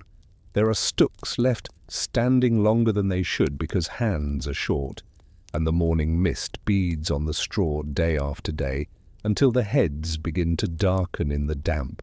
Gleaners, who once combed the margins for what custom allowed the poor to take, now find more to gather, not because anyone willed it, but because there are simply more edges unworked. You walk a boundary and realize you are following absence as much as possession. A flock moves across the fallow at night, and the shepherd counts under his breath more slowly than he used to, as if each number is heavier. He is paid in coin instead of in kind this year, and he worries that the coin will not bring the same fullness to his table that a share of cheese once did. In the church porch, where the manor court meets under the eye of a saint carved in wood, the cases shift. Fines are levied less for trespass and more for failure to perform service that had to be paid off. More entries record admissions to tenements by those not born to them. You hear old words, Heriot, relief, murchit, spoken by different voices. A widow whose hair has greyed in a season bargains for the use of a strip her husband held, offering hens and a smaller rent than the steward names. She has sons, but they are young, and the plough requires strength she cannot spare from keeping the household. The steward says he must ask the Lord, and she bows because bowing is what the moment requires. But when she straightens, you see the calculation in her face. If she loses the strip, she will take service in a larger household and let the cottage go to ruin. If she keeps it, she must hire help at harvest, and help costs more than custom once allowed. This is how a village argues itself into a new arrangement, not in a shout, but in a push of terms and a pull of means. The law beyond the village gate makes a noise here too, carried by men who know more riding than ploughing. They bring word that wages are to be set by proclamation, that men shall take no more than a rate fixed by those who govern from far away. You hear the words in the alehouse that evening, repeated with the brittle confidence of men quoting power. You also hear the quiet refusal of bodies that are tired and know their worth. A carter says he will work for the old wage when the old number of hands returns to the field. A mower says that grass does not cut itself and that he can move 2 meadows in a week if he is fed well and paid better. The reeve sees both sides. He must keep peace and keep work moving, and each requires a different grip. The Lord's bailiff, who understands how quickly rent becomes a dream in a village that feels wronged, suggests that fines be light for a time and that the steward's pen be slow to write. He has learned that the land will answer only to hands it can count on, and counting on hands now means courting them. It is not all negotiation and court, of course. There is work of an unchanged sort that continues because life depends on it. Planting pea and bean in gardens that fill the gap between the last of the stored grain and the first of the new harvest. Mucking by hand when beasts are few. Mending harness with thread picked from old garments because new leather is dear. A child made older by necessity leads a single ox where a team once went. He steadies the plough with both hands and puts his weight where a man used to lean casually. The furrow he cuts meanders a little, and you want to step forward to place your hand on the plough tail and help him straighten, but you do not, because help now has to be asked aloud and accounted for. Women bind sheaves and stack them, their hands chafed and strong. They stop to catch breath and look toward the lane by habit, expecting the return of those who will not return. Then they reach again for straw, and the work falls into the body's groove. The animals tell the story in outlines you cannot mistake. There are fewer cattle lowing toward evening, fewer pigs nosing along the ditch, fewer chickens clucking in the dust of the yard. With less manure, the fallow's fertility becomes a problem you can almost see on the soil's face. The steward calculates what can be spared to keep a breeding pair, what must be slaughtered at Martimas to see the household through winter, and his figures meet the figures of a dozen other households on the commons every day, each negotiation a small step in a dance with a narrowed circle. Where a village once grazed animals according to custom, it now grazes them according to necessity with an edge. You feel the change in the way a dog is called off another man's sheep. The call is sharper, less patient, as if both men know that every mouth has a shadow. Some places empty more than others. You walk past a croft where the roof has fallen in, the thatch weathered to grey, a place where nettles grow tall by the door. The garden still remembers its pattern, herbs gone wild around stones set long ago to divide roots from paths. The well is half filled with leaves, and a stone is placed across it at an angle to warn children. In the second year after the pestilence, a stranger came and slept here under the sky for a few nights and then moved on. In the third, the steward wrote the place in his book with a fine line through the old name and a blank left where the new will go if someone claims it. You feel how the map of the village is being erased and redrawn by the slow pressure of loss and choice. A mile away, another hamlet is busier than before, having gathered families from two directions into one, the way rivulets meet and run together when rain forgets old channels.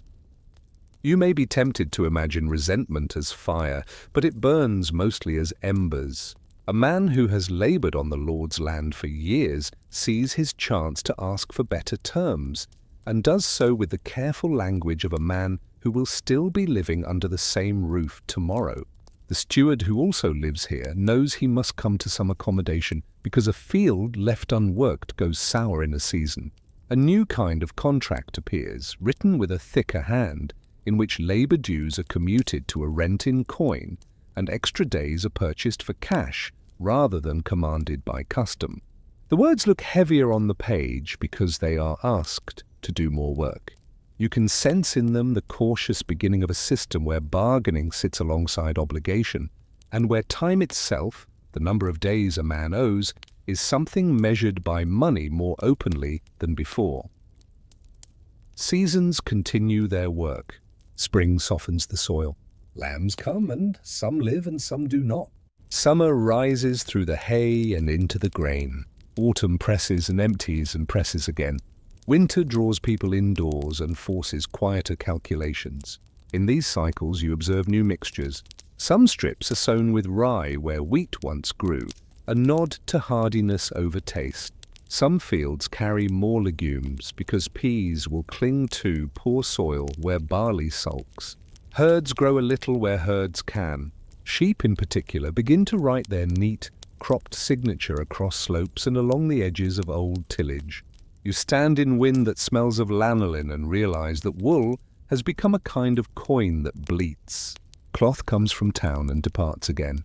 A woman turns a spindle in the doorway of a cottage in a way that says both patience and a new attention to market. At the manor's edge stands the wood, and in the wood you hear a silence that is not empty but full of growth. Where men once fetched more firewood and fencewood than the wood could give in comfort, now the saplings thicken. Birds nest lower. Boars root where they have not rooted for a while. The charcoal burn on the far side is smaller, the ring of turf around it less black. Woodward and forester walk their bounds and find fewer cut stubs, and they feel a satisfaction that they do not speak aloud, because it is awkward to take pleasure in abundance when it comes from fewer mouths to feed. Nature is not kind or cruel here. It is opportunistic, and you notice that the land takes back what people must loosen their grip on. In the evenings, the talk is thinner but steadier.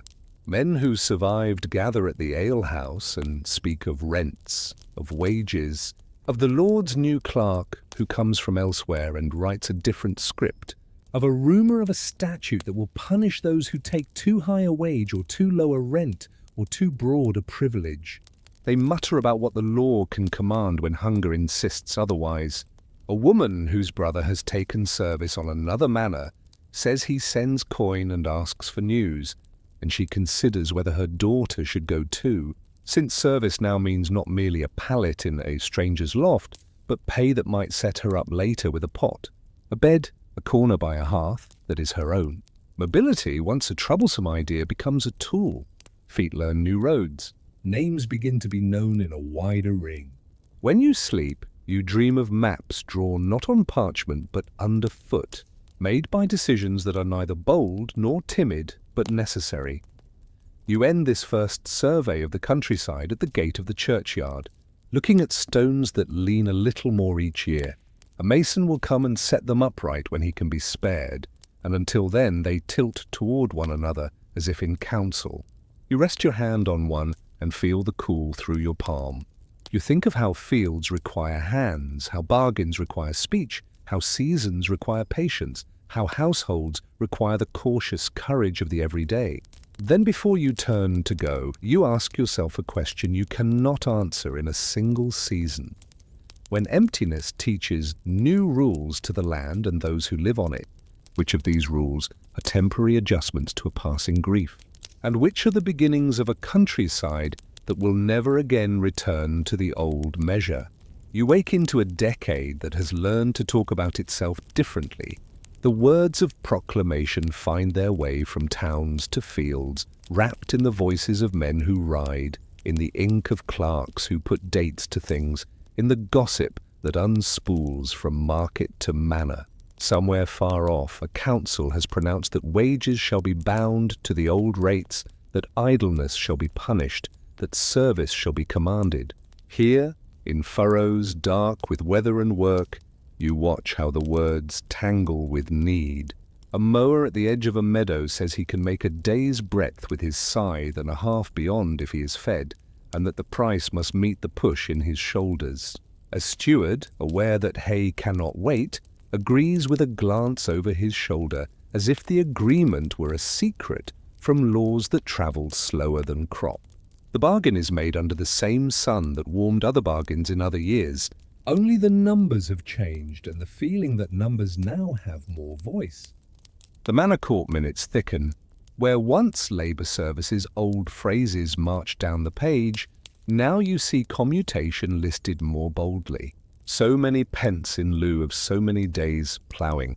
So many shillings for release from week work at harvest.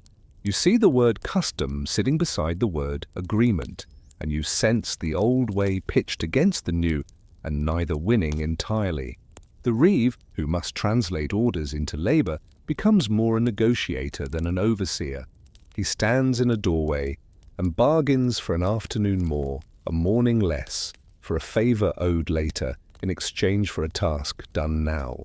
He records it in his head, in the little abacus of obligations every villager carries in memory. That man carried my wood when my wife was sick. That woman tended my child when I walked the track. to fetch a lost pig. Those boys scythe the ditch bank and will one day want me to put a word for them. Tenure shifts by degrees. Villinage, the bond that tied service to strips of land and a man to his lord in duty, loosens not by declaration, but by practice. Some labour dues are quietly forgotten when they become impractical to enforce. Others are converted to money rents. Others are made into agreements with fixed terms that read like the first drafts of leases. Copyhold appears, a tenure written into the manor book and copied into the tenant's hand as proof, not in Latin dense with the weight of distant law, but in the vernacular of the place. So men can read the line that says what they may do and what they must. The paper is kept in chests with linen and a few coins and the odd treasured thing. It is brought out and read on days of doubt, and the words "steady hands, the way a tool's handle, steadies a cut." The countryside's look changes in the small ways you only see if you walk it often. Hedges begin where none stood. A thorn set here, a wattled fence there. At first, only to keep sheep from nibbling too much at the margins of a tilled strip, and then to mark a choice, pasture rather than plough, wool rather than wheat. Sheep rise in number because they feed on ground that asks less from a man and gives more in a market that now reaches with long hands. The hum of carding, the hiss of the spindle, the thump of a loom answer the bleat of ewes. A girl who might have bent all day to weeding now bends to combing, and the combs sing against the teeth. In halls that once measured their worth by granaries, a lord pauses to consider bales bound for merchants, their grease leaving marks where hands lift and load. This shift is not simple triumph. There is hunger in years when grain fails and pasture has crowded out plough. There is complaint in the manor court. A man finds his path narrowed by a new hedge. A widow sees the common where she once gleaned, fenced at the edge by a lord, who argues that improved land must be protected. The justices come, or send letters, to remind about custom, and custom holds like old twine, enough for light work, fraying on heavy loads. You notice that fences and hedges sprout where the lord's eye falls often, and sparser where the village's stare is sharper. Enclosure in this time is neither wholesale nor invisible. It is a collection of particular moves made when a field is tired, when a shepherd is clever, when a steward is bold, when a lord needs coin. Wool threads the countryside to the town. You follow a pack-horse line down a lane sunk below the level of the fields, the banks high and tufted with roots. The horses step carefully under clattering loads wrapped in sacking that smells faintly of lanolin and field. They stop at a cross where a cottage sells ale and a wedge of cheese and a bowl of pottage, to men who say little because distances are long and mouths are useful for breathing on hills. At the town, cloth is weighed and measured, fulled and dyed, and the water in the river runs a little red or a little blue, depending on the day's work. Names move with the goods. The mark of a manor pressed into a plug of lead on a cloth's edge, the chalk marks of a steward, the scrawled tally of a carter's miles, the sign on a merchant's shutter. The village learns what prices in town feel like when they soften or when they bite. In the margins of this new economy, you observe strategies that are as old as dirt and as new as the bargains this decade invents. A household diversifies, a half-acre of flax handy to the house, a pig raised not only on acorns but on scraps gathered from a neighbour for a promise of sausage later, a little orchard grafted with care by an uncle who knows how to cut and tie. A woman sends her daughter for service in a town not for lack of food, but so the girl can learn new ways to make it, kneading for a baker, turning cloth for a draper, keeping a shop's door, and adding numbers in chalk more swiftly than her mother ever had to. A son walks farther season by season, mowing in the next 100, then in the next, and comes home with news that broadens more than his shoulders. You must account for the people who enforce rules, not as villains or as saints, but as hinge pins. The sheriff, the bailiff, the man in a cloak who carries writs, They appear on market days and speak of statutes and signatures. They post notices that say no man shall demand more than a certain wage, and that those who wander will be whipped and sent back to their place of birth. Then they eat bread and drink ale in a kitchen like any other, and in the morning they ride away along rutted roads that teach a horse patience. Their words matter, and their absence matters too. In some places the proclamations take root, in others they do not.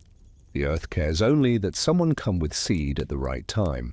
You watch the sheriff's cloak disappear over the hill, and then see the reeve turn back to his list. He scratches out one name and adds another. He tells a man to keep the sheep close tonight because there's been talk of wolves, true or not. Law is a distant weather. Necessity is the air you breathe. Religion lives in these years not as thunder but as barometer. The altar cloth is mended. The procession route is shorter. The prayers for the dead are fuller. The feast days, when they are kept, are sober. A priest reads from a book and speaks about patience, and about the vanity of riches, and about the justice that comes in its own time and not yours. He also checks on a child's fever, and brings a jar of something steeped in wine and herbs, and touches a brow with a careful hand. Friars walk the lanes and preach in the green by the cross, and you notice that their words about charity now include the counsel to lend a tool, to share seed, to keep an eye on a neighbour who has no kin. The great questions about why the pestilence came and whom it chose remain grand. The small answers of how to endure have become practical and ascetic at once. You cannot pass these years without hearing the grumble of anger under plough and prayer. In some places the grumble learns to speak boldly. Men gather not with swords to begin with, but with words, and they say that they are freeborn, and that the old dues were the price paid once and not forever. They speak of a world turned upside down in which lords should be as labourers and labourers as lords, not for the pleasure of reversal, but for the justice of proportion. In some summers this talk rises to acts. Gates shut, records burned, officials made to answer with their mouths and sometimes with their backs. In other summers the talk dwindles when hay lies flat and rain threatens. You see in it not only rebellion but arithmetic, the sum of years in which men learn to count themselves differently. Across all this, food remains the true calendar. A poor harvest is felt more keenly when a village has leaned into sheep. A good harvest is a blessing that allows debts to be paid, tools to be mended by a smith who now insists on cash. Diets twist. Bread made of mixed grains becomes normal. Meat comes more often in some places, less in others, depending on who has access to pasture and who does not. Cheese grows into a steady presence. Ale is brewed in smaller batches more frequently because going stale is a waste, and because clean water remains a problem of wells and habit rather than pipes and policy. You learn to taste the year in your mouth, dry straw in a thin loaf when rain failed, fat lamb in spring when winter was not too hard. Onion sharper than you remembered because you saved seed from a plant that bolted. Survival has always been culinary. Now it is more obviously so. In the late afternoon, you sit on a stile and look across fields that are neither the old fields nor the new entirely. The ridge and furrow still pleats the land. Hedges stitch it in places. A distant flock moves like lint on a dark coat. Smoke rises from 2 chimneys where 3 once smoked. Children shout and then fall silent when called in to carry something from one room to another. You hear the wagon swallows chatter under the eaves of a barn rebuilt with a broader door for larger loads of wool.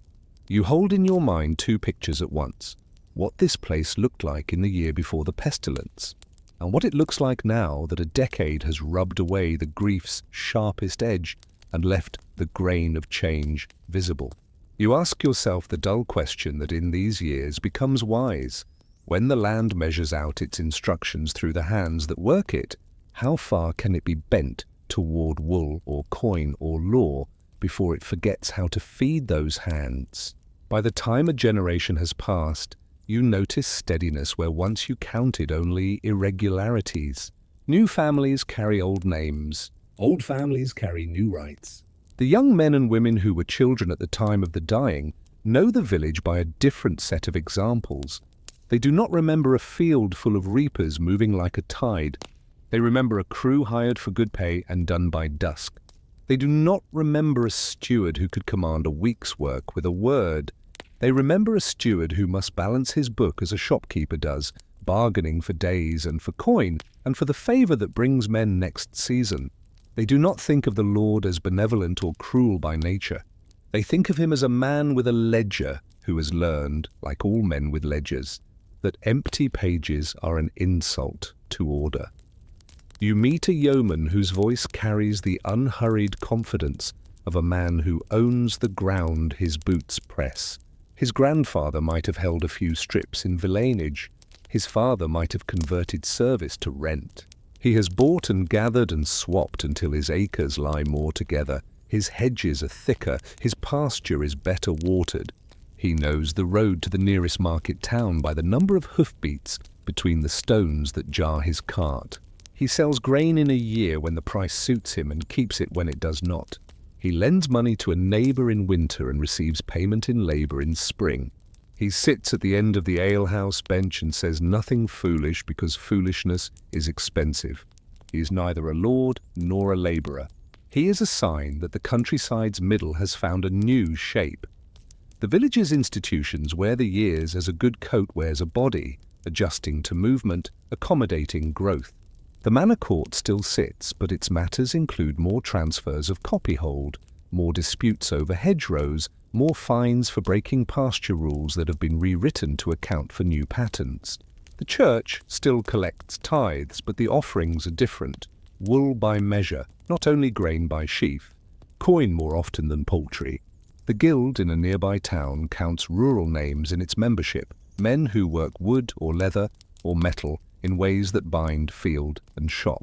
The fair that once came every year with noise and tin whistles now also comes with factors who will pay cash for fleeces and who carry scales that sit true. You watch the village's pulse take its rhythm from more than the seasons now, from courts, from markets, from contracts, from a wider circle of practice. Households teach lessons that the pestilence wrote in the margins of old books. The chest, kept with candles and cloth and coin remains, replenished and inspected before winter. The habit of opening shutters each morning and airing bedding remains. The practice of keeping utensils for the sick, of boiling a pot not only for soup, but for washing, of scouring with ash, even when lye is scarce, these wear smooth into custom. Mothers tell daughters how to read a fever by touch and by breath. Fathers tell sons how to move animals off shared ground without picking a fight. Children learn to count not only apples, but days between market and rent, between grain bought and grain milled, between shearing and sale. Care and calculation become kin. Nature shows its own ledger of change. Where woods returned in the first quiet years, they have since been managed again, but more carefully. Coppice stools are cut on a cycle that households can plan around, and the charcoal burners' rings are back to size, not too large and not too small. Streams that ran muddy when fields lay neglected have cleared. Mills that idled now turn steadily, their miller's hands dusted in flour that maps his knuckles. Floods after heavy rains teach better ditching. Droughts teach better storage. The land is what it always was, opinionated and exacting, but those who listen to it have learned to nod in the right places. Migration has written new surnames into the manor book and the church register. A man from 3 villages over marries a woman from here and brings with him a way of stacking sheaves that sheds rain better. A woman from a town marries a carter's son and brings the habit of writing lists in a small hand that looks like tidy music. People who left in youth return in middle age with a chest, a skill, a story that stretches the village's imagination farther than the horizon of its fields. They are neither entirely insiders nor outsiders, but the useful kind of both. Loyal enough to tend a neighbour's fire when needed, different enough to say, in such a place they do it this way, and sometimes be believed. Religion too has adjusted. Foundations that lost half their brethren have learned to recruit differently and to teach their novices to read not only Latin, but the layman's questions. Parish priests gather the village not only to pray, but to discuss duties that now include cleaning lanes and ensuring that refuse lies where rain cannot turn it malicious. The church's porch remains the place for meetings because its stone is dry and its bench is the right height. But the talk under the saint's gaze now includes the counting of days for waiting when travellers come from far. The vocabulary of care has not become science. It has become a tension which in these years is nearly as good. A brother who keeps the infirmary writes a regimen in the vernacular and posts it behind a door. And mothers stop and read a line because they can, because reading has crept wider, and because mothers drag words into their kitchens when they are useful. Law rubs against life until both are smoother. Statutes remain on the books. Enforcement remains uneven. Some fines are collected. Others become threats spoken by men who need to be obeyed and cannot always secure obedience any other way. What you see is accommodation more than victory. Wage limits that exist alongside higher pay negotiated quietly. Rules about movement that coexist with servants hired from 2 parishes over. Orders against enclosure that are honoured until hunger or profit makes someone brave enough to test the fence. The village looks law in the face and then looks at the sky and decides whether rain or writ matters more this week. In the storehouses of memory, the pestilence lives in stories told at winter hearths. The old tell the young about a season when carts rolled too often to the churchyard, and when the bell tolled so much it sounded like weather. The young who have known only the aftermath listen with the respectful distance reserved for tales of saints and kings. But the moral of the story is not thunderous. It is practical. It says keep a chest ready. Marry when you can. Teach your children a trade along with the land. Do not anger your neighbours if you can avoid it. Keep your hedges trimmed so they do not hide thieves. Air your bedding. Keep your oath. Write your agreements if writing is available. If not, remember in the bones. If you expect romantic endings, you will be disappointed. What you receive instead is a settled house and a village that after a great upheaval has found a way to breathe without straining. Markets knit countryside to town more tightly. A yeoman sends his son weekly to sell eggs and bring back pins, salt, and news. The boy learns to weigh, to haggle, to spot false measures, to speak to men in authority without offering more deference than required. He learns where to stand when the crowd swells, where to step when someone shouts, how to hold his pouch where fingers cannot find it. He comes home with a habit of wiping his hands after coins pass between them, not because someone told him a theory of illness, but because he has been told that dirt carries trouble and that trouble loves hands. The advice is a fossil of a deeper change, built into muscle memory, carried across years without banners. You close this long rural story on a lane at twilight.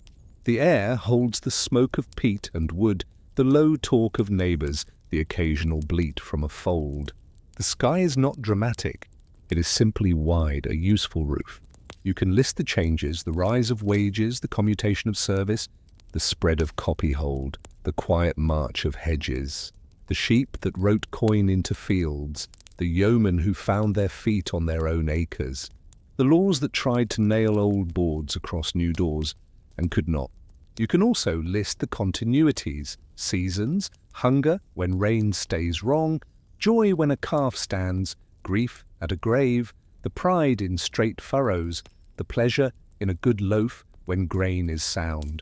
You wonder, as you stand among all these lists, when a countryside survives by learning, not all at once but in patient increments, what is the one lesson it passes on strongest? The lesson about ownership, about bargaining, about care. Or about the humility that keeps a household's hand steady on the plough, even when the world beyond the hedgerow is busy with plans. You sit at a table where a physician folds his fingers over a book whose edges are darkened by years of consultation. The pages carry the voices of men who lived in other times, Galen, Avicenna, the masters of Paris and Bologna, copied onto parchment by steady hands that loved the curve of letters. The physician's world is shaped by balance, of humours, of elements, of seasons. He begins with the air because air is what you breathe and what you share. He speaks calmly about miasma, corrupt airs that rise from marsh, from decay, from the alignment of stars that combined with damp and heat make a man's body more susceptible to trouble. He notes the conjunctions that men with astrolabes marked as ominous in the year before the pestilence struck, not because stars command your fate as if you were a puppet, but because the heavens and earth are a single creation and what happens in one part of it resonates in another. His language is orderly. It offers comfort because it demonstrates that the world, though painful, has rules that can be learned and perhaps bent. In the same city, a friar stands on a wooden box in a market square and speaks in your language, not in Latin, and says that sins smoke upward and foul the air of the soul, and that penance sweetens it. He does not reject physicians. He has visited them when fever burned friends to the bone. He gives different emphasis. He advises prayer, alms, fasting, amends. He tells you to reconcile with a neighbor you have avoided. He invokes saints who intercede not as household gods but as fellow creatures with generous hearts. He walks lanes and sits in kitchens and carries stories gathered like kindling in his sleeves. He listens to a woman whose husband died in the spring and whose cow died in the fall and who wonders if God has a particular grievance against her. And he tells her that she is not singled out and that the rain falls on the just and unjust. A sentence that never stops sounding both solemn and practical. Between these two, all knowledge and all care, stand ordinary practitioners who understand bodies by touch and by habit. The barber surgeon, with his basin and his razors and his cautery irons, knows how to lance a boil without destroying the flesh around it, how to set a bone by feel, how to bind clean and tight. He has learned empirically which poultices soothe and which scald, which herbs cool a feverish man and which only make his mouth pucker. The apothecary weighs powders and stirs syrups, steeping thyme and rosemary and rue in vinegar until the liquid bites and then soothe. He watches faces, a woman who comes for soporific because her mother coughs, a man who comes for a salve because his hands crack and bleed in winter. A child who stares at jars with a stare that says, "Curiosity is a bright fire and needs feeding." These trades know the smell of illness the way sailors know weather. At the city's edge, a house dedicated to care keeps a rule that has been adapted by need. The hospital was raised for poor and traveller and the sick. In the years of pestilence, its beds fill and empty and fill again. Its brothers and sisters keep a regimen that mixes charity with schedule. Meals at hours that help the weak regain rhythm. Washing that soothes skin and keeps linen from being a source of stench too heavy to bear. Prayer that marks time and keeps despair from becoming atmosphere. They are not immune to fear. They have learned to lay out beds with more space between them when they can. They open windows when the wind serves. They burn rosemary in braziers and believe that fragrance is a small shield against the heaviness that spells danger. They keep a book in which they write notes you would recognize as observation. The day fever rose, the day it broke, what was eaten, what was not, what comfort worked for one and not for another. It is not a medical treatise. It is a memory aid that becomes, over years, a knowledge chest. The city's authorities, meanwhile, operate within their own framework. Order preserved by ordinance. They post rules, keep streets clean, carry refuse to the pits, bury swiftly and at certain hours, avoid crowding at wells. Mark doors where the sick lie, not to shame but to warn. They use the tools they understand, bells to announce, seals to authenticate, fines to coerce.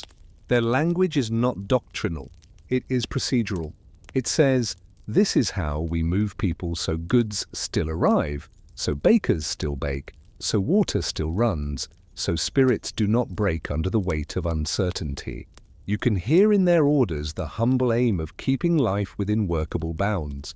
If you ask why all these frameworks coexisted, the answer is simple and unsatisfying, because none by itself sufficed. A physician could not feed a city, a friar could not lance a boil, a barber could not declare market days, a council could not console a widow. So men and women took from each what suited the hour. In a morning of fever, a draught. In an afternoon of despair, a confession. In an evening of stench, a brazier of herbs and a broom and a bucket. In a week of danger, an ordinance that made the gate shut earlier and the watch make its rounds. Wisdom collected like rainwater in barrels, in homes, in cloisters, in shops. Some barrels held clearer water than others. Some grew sour. Most were used, replenished, used again. You should also admit the darker parts of this time with sober voice. Fear made scapegoats. Rumour climbs faster than ladders. Some towns turned suspicion into injury. Men whose faces and names were unfamiliar suffered. There were interrogations in which questions were accusations disguised. The friar who preached charity sometimes had to preach it against a crowd that wanted to do the opposite, and sometimes the crowd would not hear. The physician, who believed in bad air, sometimes blamed bad people.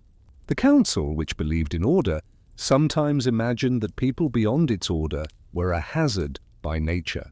You view these not to tilt into drama, but to give full account of how fear tests every framework, bringing out steadiness in some and ugliness in others. In the quieter lanes of understanding, you watch small theories tested by habit. A housewife notices that rooms with a cross breeze feel safer. She opens opposing windows and arranges benches to encourage flow. A midwife notices that mothers in crowded rooms tire more quickly.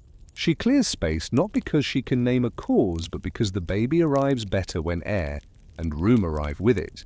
A cooper notices that vinegar left open by the window smells fresher than vinegar kept close by smoke.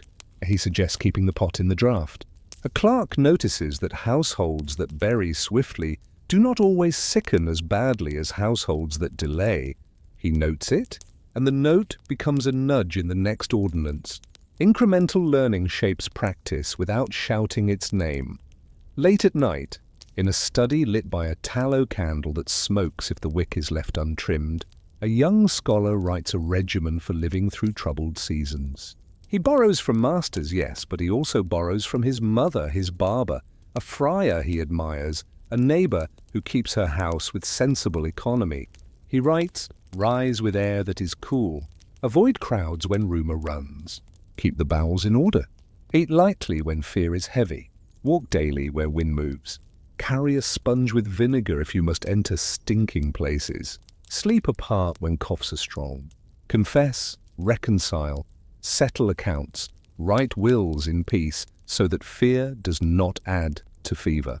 He writes for no king, no council, but for a friend and, in the fullness of time, for readers he will never meet.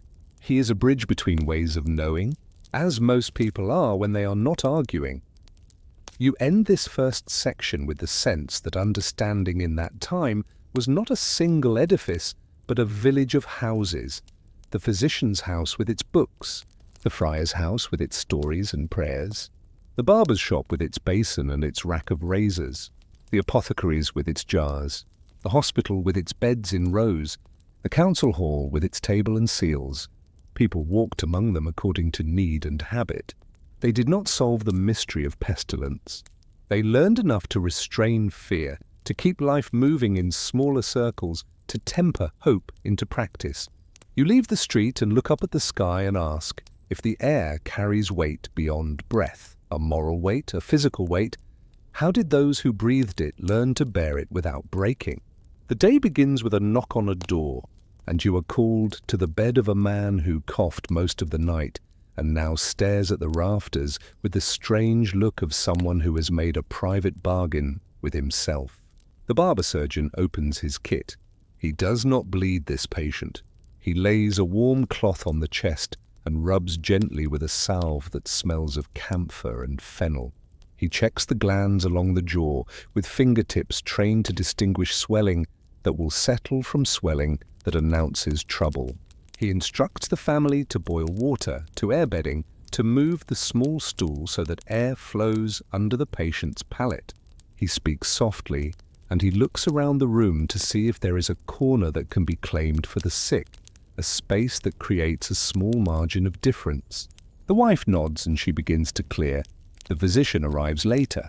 He asks questions. When did fever first show? What was eaten in the days before? How is the water passed? What are the dreams like? Does the patient want drink or turn away from it? He listens with his ear to the chest and hears the music of breath. He looks at the tongue, takes the pulse, observes the color of urine held up to light. He prescribes a draught in the morning of vinegar and water with a little honey, a broth of chicken, avoidance of heavy meats, perhaps a posset at night. He advises the room to be kept not too warm, stuffy air is enemy, nor too cold, lest chill invite deeper harm. He suggests a fumigation of rosemary and bay leaves. He does not promise. He leaves notes and returns afternoon, because one house must not be permitted to swallow his day when another house waits for his eye. Outside, the city is its own patient. The council has set watchers at gates not to bar bread, but to count and to direct. A cart is turned to the side to wait its time. A ship is told to ride anchor for days, measured by the city's board. A letter is sent to a neighbouring town noting the measures taken and asking in return what their practice is and what their numbers are. This is correspondence as care. The tone of the letters is dry. The dryness steadies. Meanwhile, the sweepers have been given new routes. They pass more often along lanes near wells and less often where traffic is light. The scavengers' carts run on a schedule posted in paint on a wall. The hours are kept with the same fidelity a baker keeps for his ovens.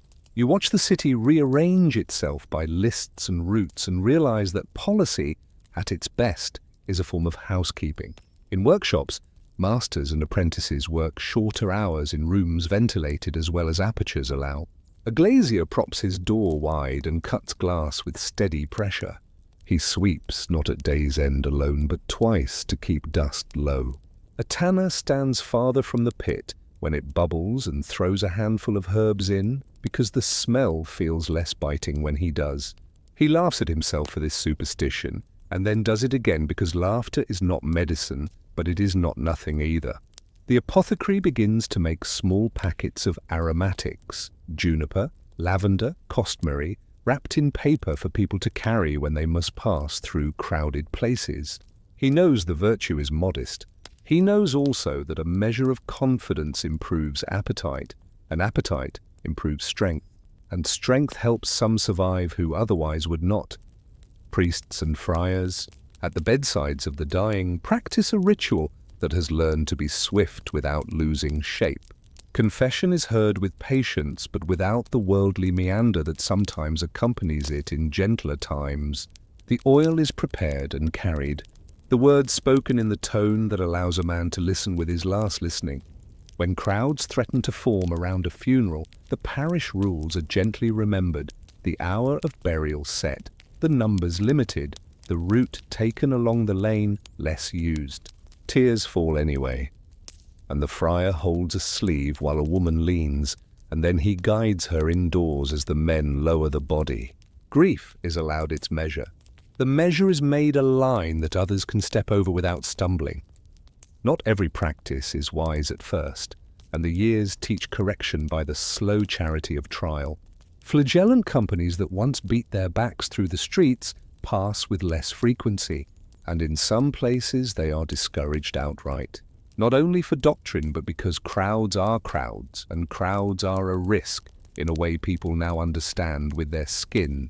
Herbal cures popular in one season fall from favor in another when someone notices that those who took them fared no better, and sometimes worse.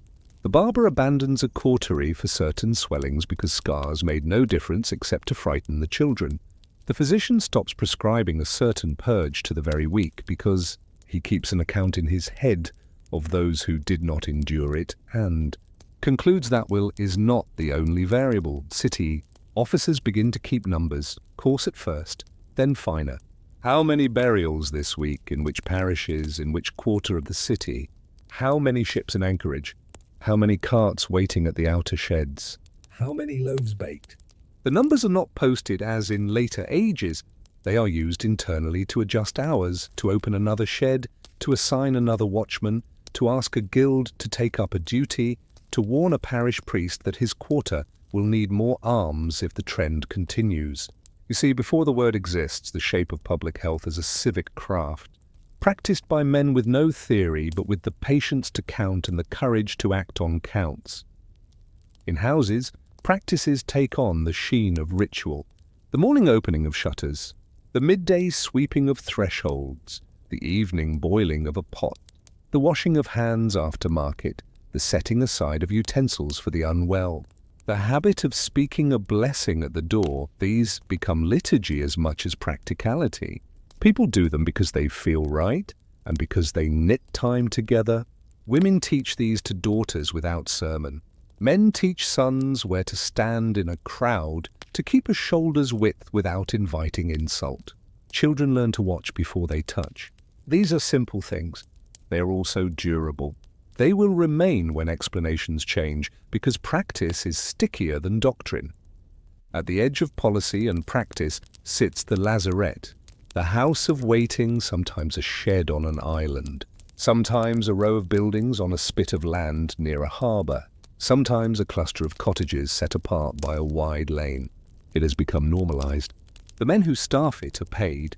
The schedule is kept. The pegs on a board move to mark days. When a ship arrives, there is less argument now. The master knows the drill. The council knows its role. The merchants groan and accept because complaining does not shorten the count. A few men carry charters from elsewhere that proclaim clean health. These ease passage. They also spread the habit of certification up and down the coast. What began as an improvised gate becomes an institution that will outlive the pestilence that created it. There are failures. A district is cordoned too late or too harshly. A mob injures the wrong man. A family hides a sickness for fear of being marked, and more fall ill than would have if news had been shared. A physician insists on a regimen that is beyond a household's means and learns, if he is capable of learning, to prescribe within economies. A friar burns himself out and is sent away to a house of rest where he sits in a garden and relearns the taste of bread and the sound of birds. A barber surgeon grows careless and brings harm where he meant good, and for a season carries that weight in his sleep. Institutions err and then correct. People err and sometimes do not. This is not a morality play. It is a ledger with blots and marginal notes, and it is kept honestly or not at all. By evening, the day's circuit, bedside, gate, market, porch, lazarette has taught you again the dull truth that survival rests on many hands doing plain work. The physician cleans his instrument and ties up his book. The barber washes his basin and hangs his cloths. The apothecary wipes a scale. The council clerk sands the ink on an order. The friar puts his head down and sleeps like a man who has rowed all day. The watch takes up a new shift. The mother stirs the pot and puts a hand on a brow.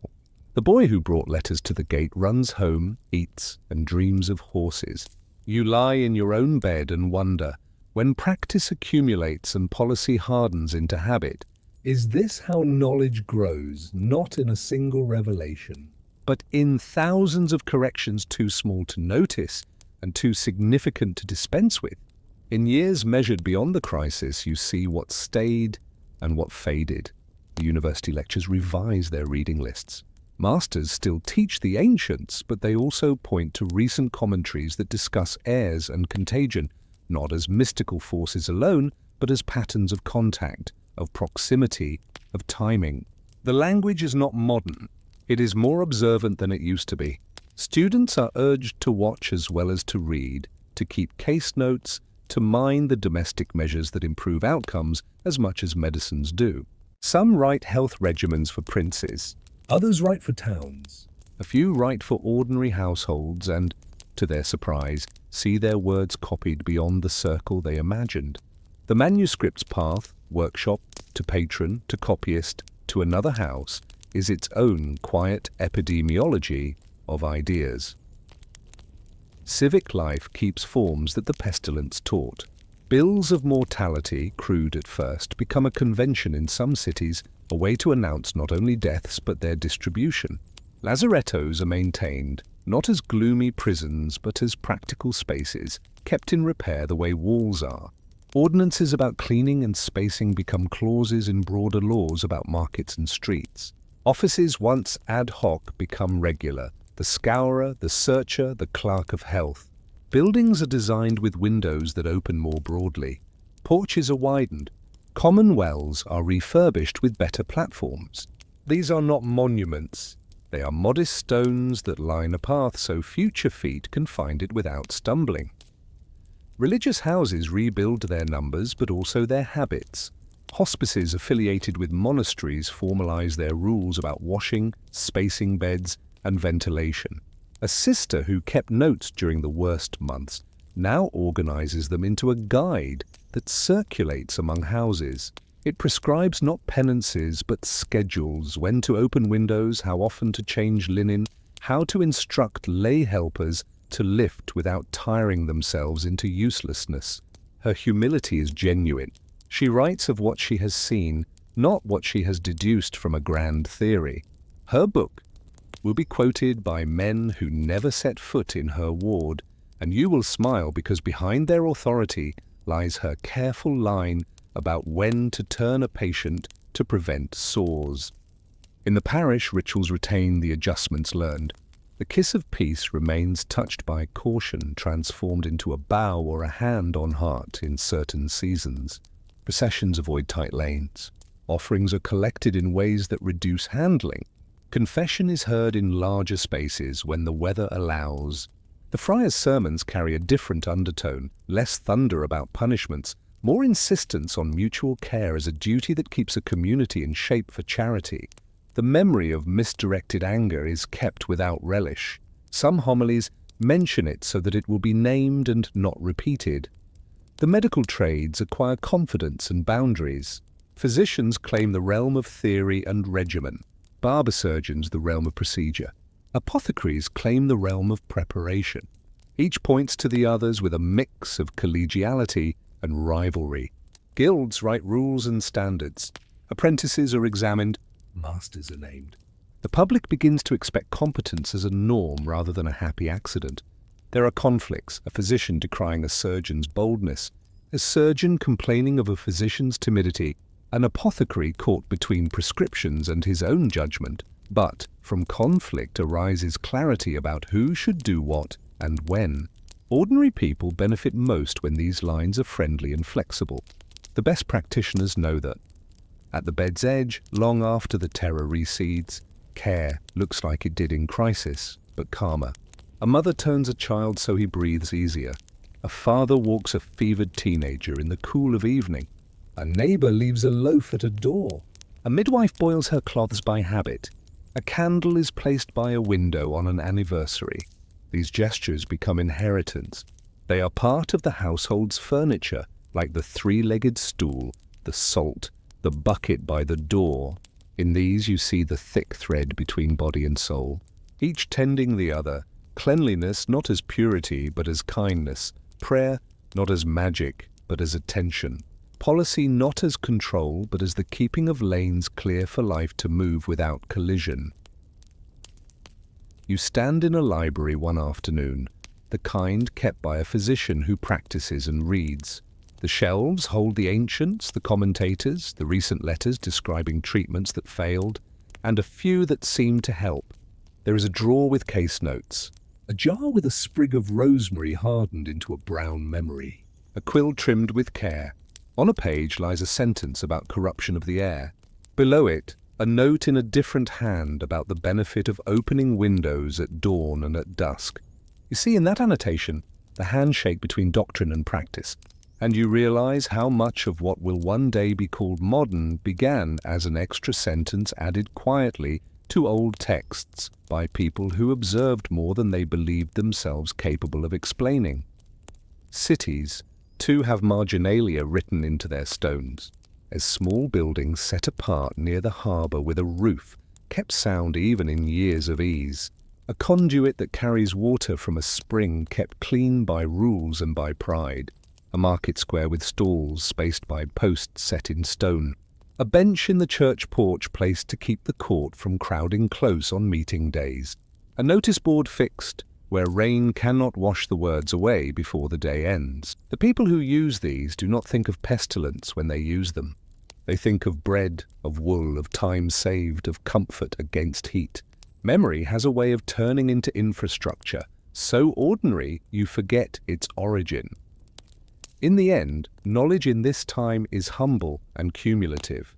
It is not a triumphal procession, but a careful walk down a lane that has been swept recently by hands that will never be named. It respects old books without worshipping them. It learns from women who cannot sign their names. It incorporates the wisdom of men who never saw a university but know a fever's sound the way a carpenter knows wood's voice when it splits. It uses law as a brace, not as a club. It places faith as a canopy under which your heart steadies when your mind cannot. It is not a cure. It is a way to live in a world where cures are rare and troubles many, and seasons wheel on regardless. You step outside in the evening and inhale air that tastes of dust and of a neighbour's soup and of the river that remembers winter, even in summer.